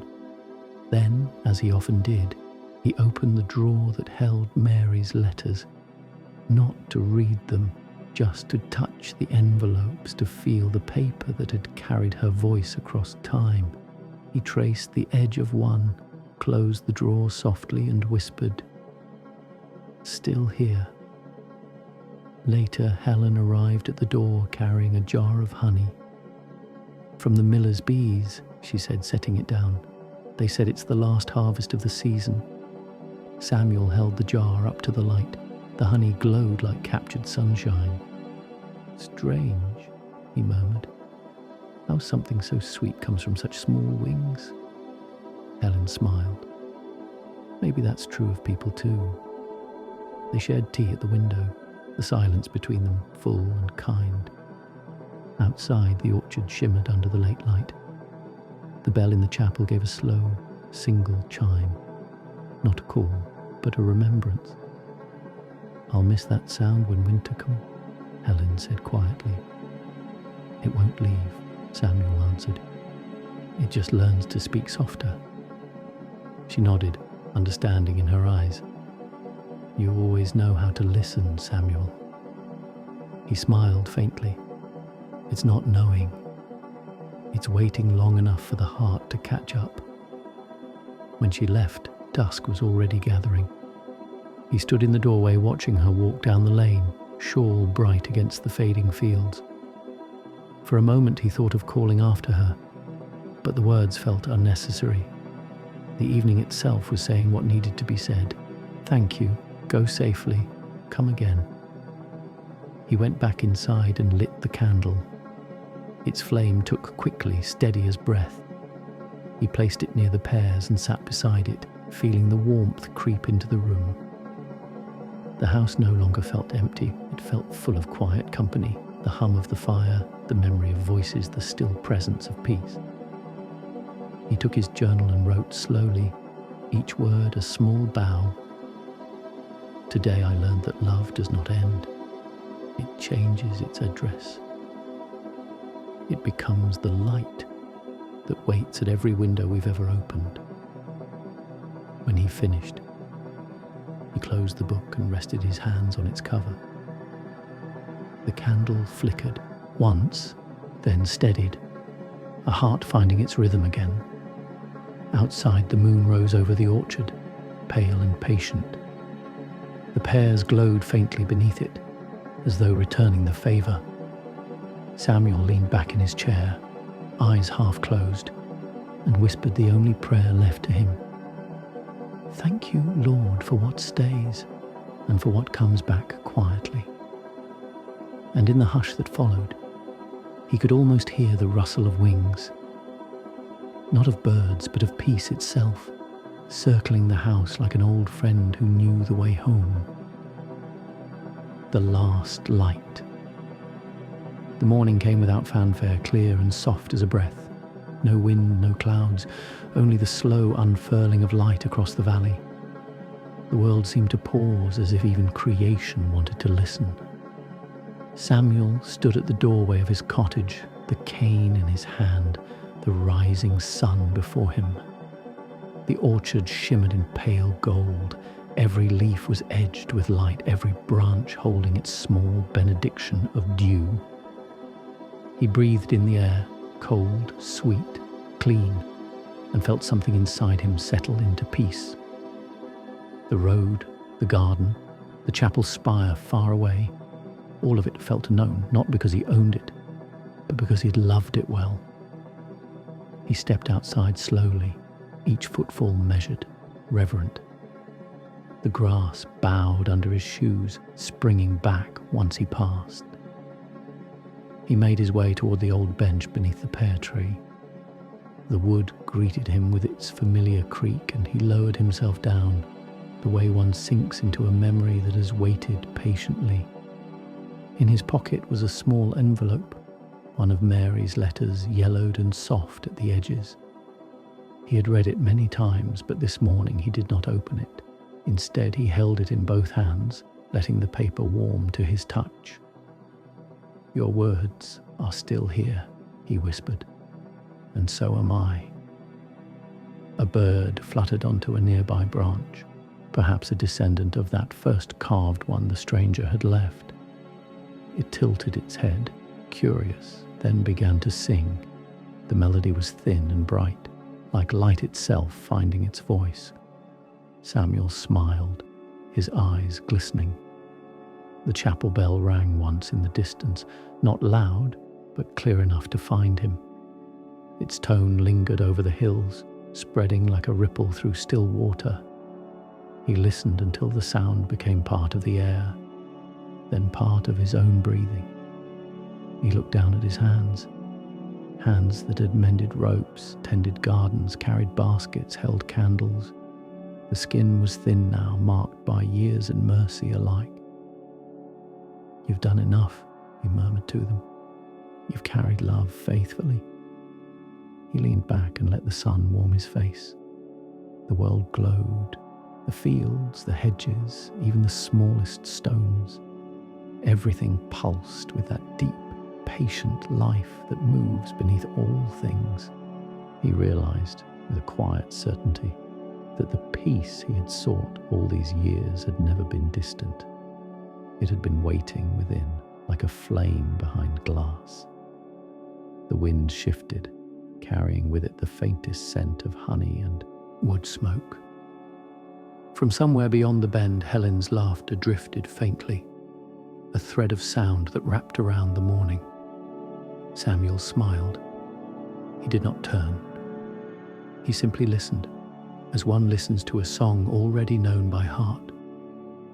He closed his eyes and whispered one final line, his voice softer than the wind.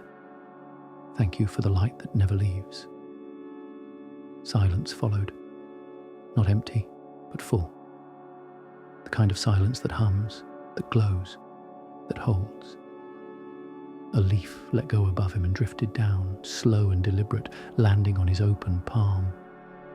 It trembled once, then stilled. When Helen reached the garden later, she found him there beneath the pear tree, face lifted toward the sun, a faint smile resting where words had ended. The letter lay beside him, the candle stub in his pocket, and the little carved bird perched on the bench rail, as if keeping watch. She did not cry at first. Instead, she sat beside him and looked out at the orchard. The light had deepened to amber, the kind that makes everything holy. A breeze moved through the trees, gentle and kind, and somewhere, she could not tell if from earth or heaven, the bell gave one soft ring. Helen bowed her head, whispered, "You made it home," and laid her hand over his. His fingers were cool but peaceful, the sort of peace one only finds when the journey is complete. She stayed there until the shadows lengthened, then rose, carried the candle back inside, and set it by the window. When she lit it, the flame stood steady, bright, calm, certain. Outside, night gathered like a shawl, and the little house glowed, a single star in the dark. The bell rang once more, lower this time, almost like a heartbeat, and across the fields, across the orchard and lane, across all that is seen and unseen, the light continued, not ending, only passing from hand to hand, from heart to heart, until every home in the valley carried its own small flame.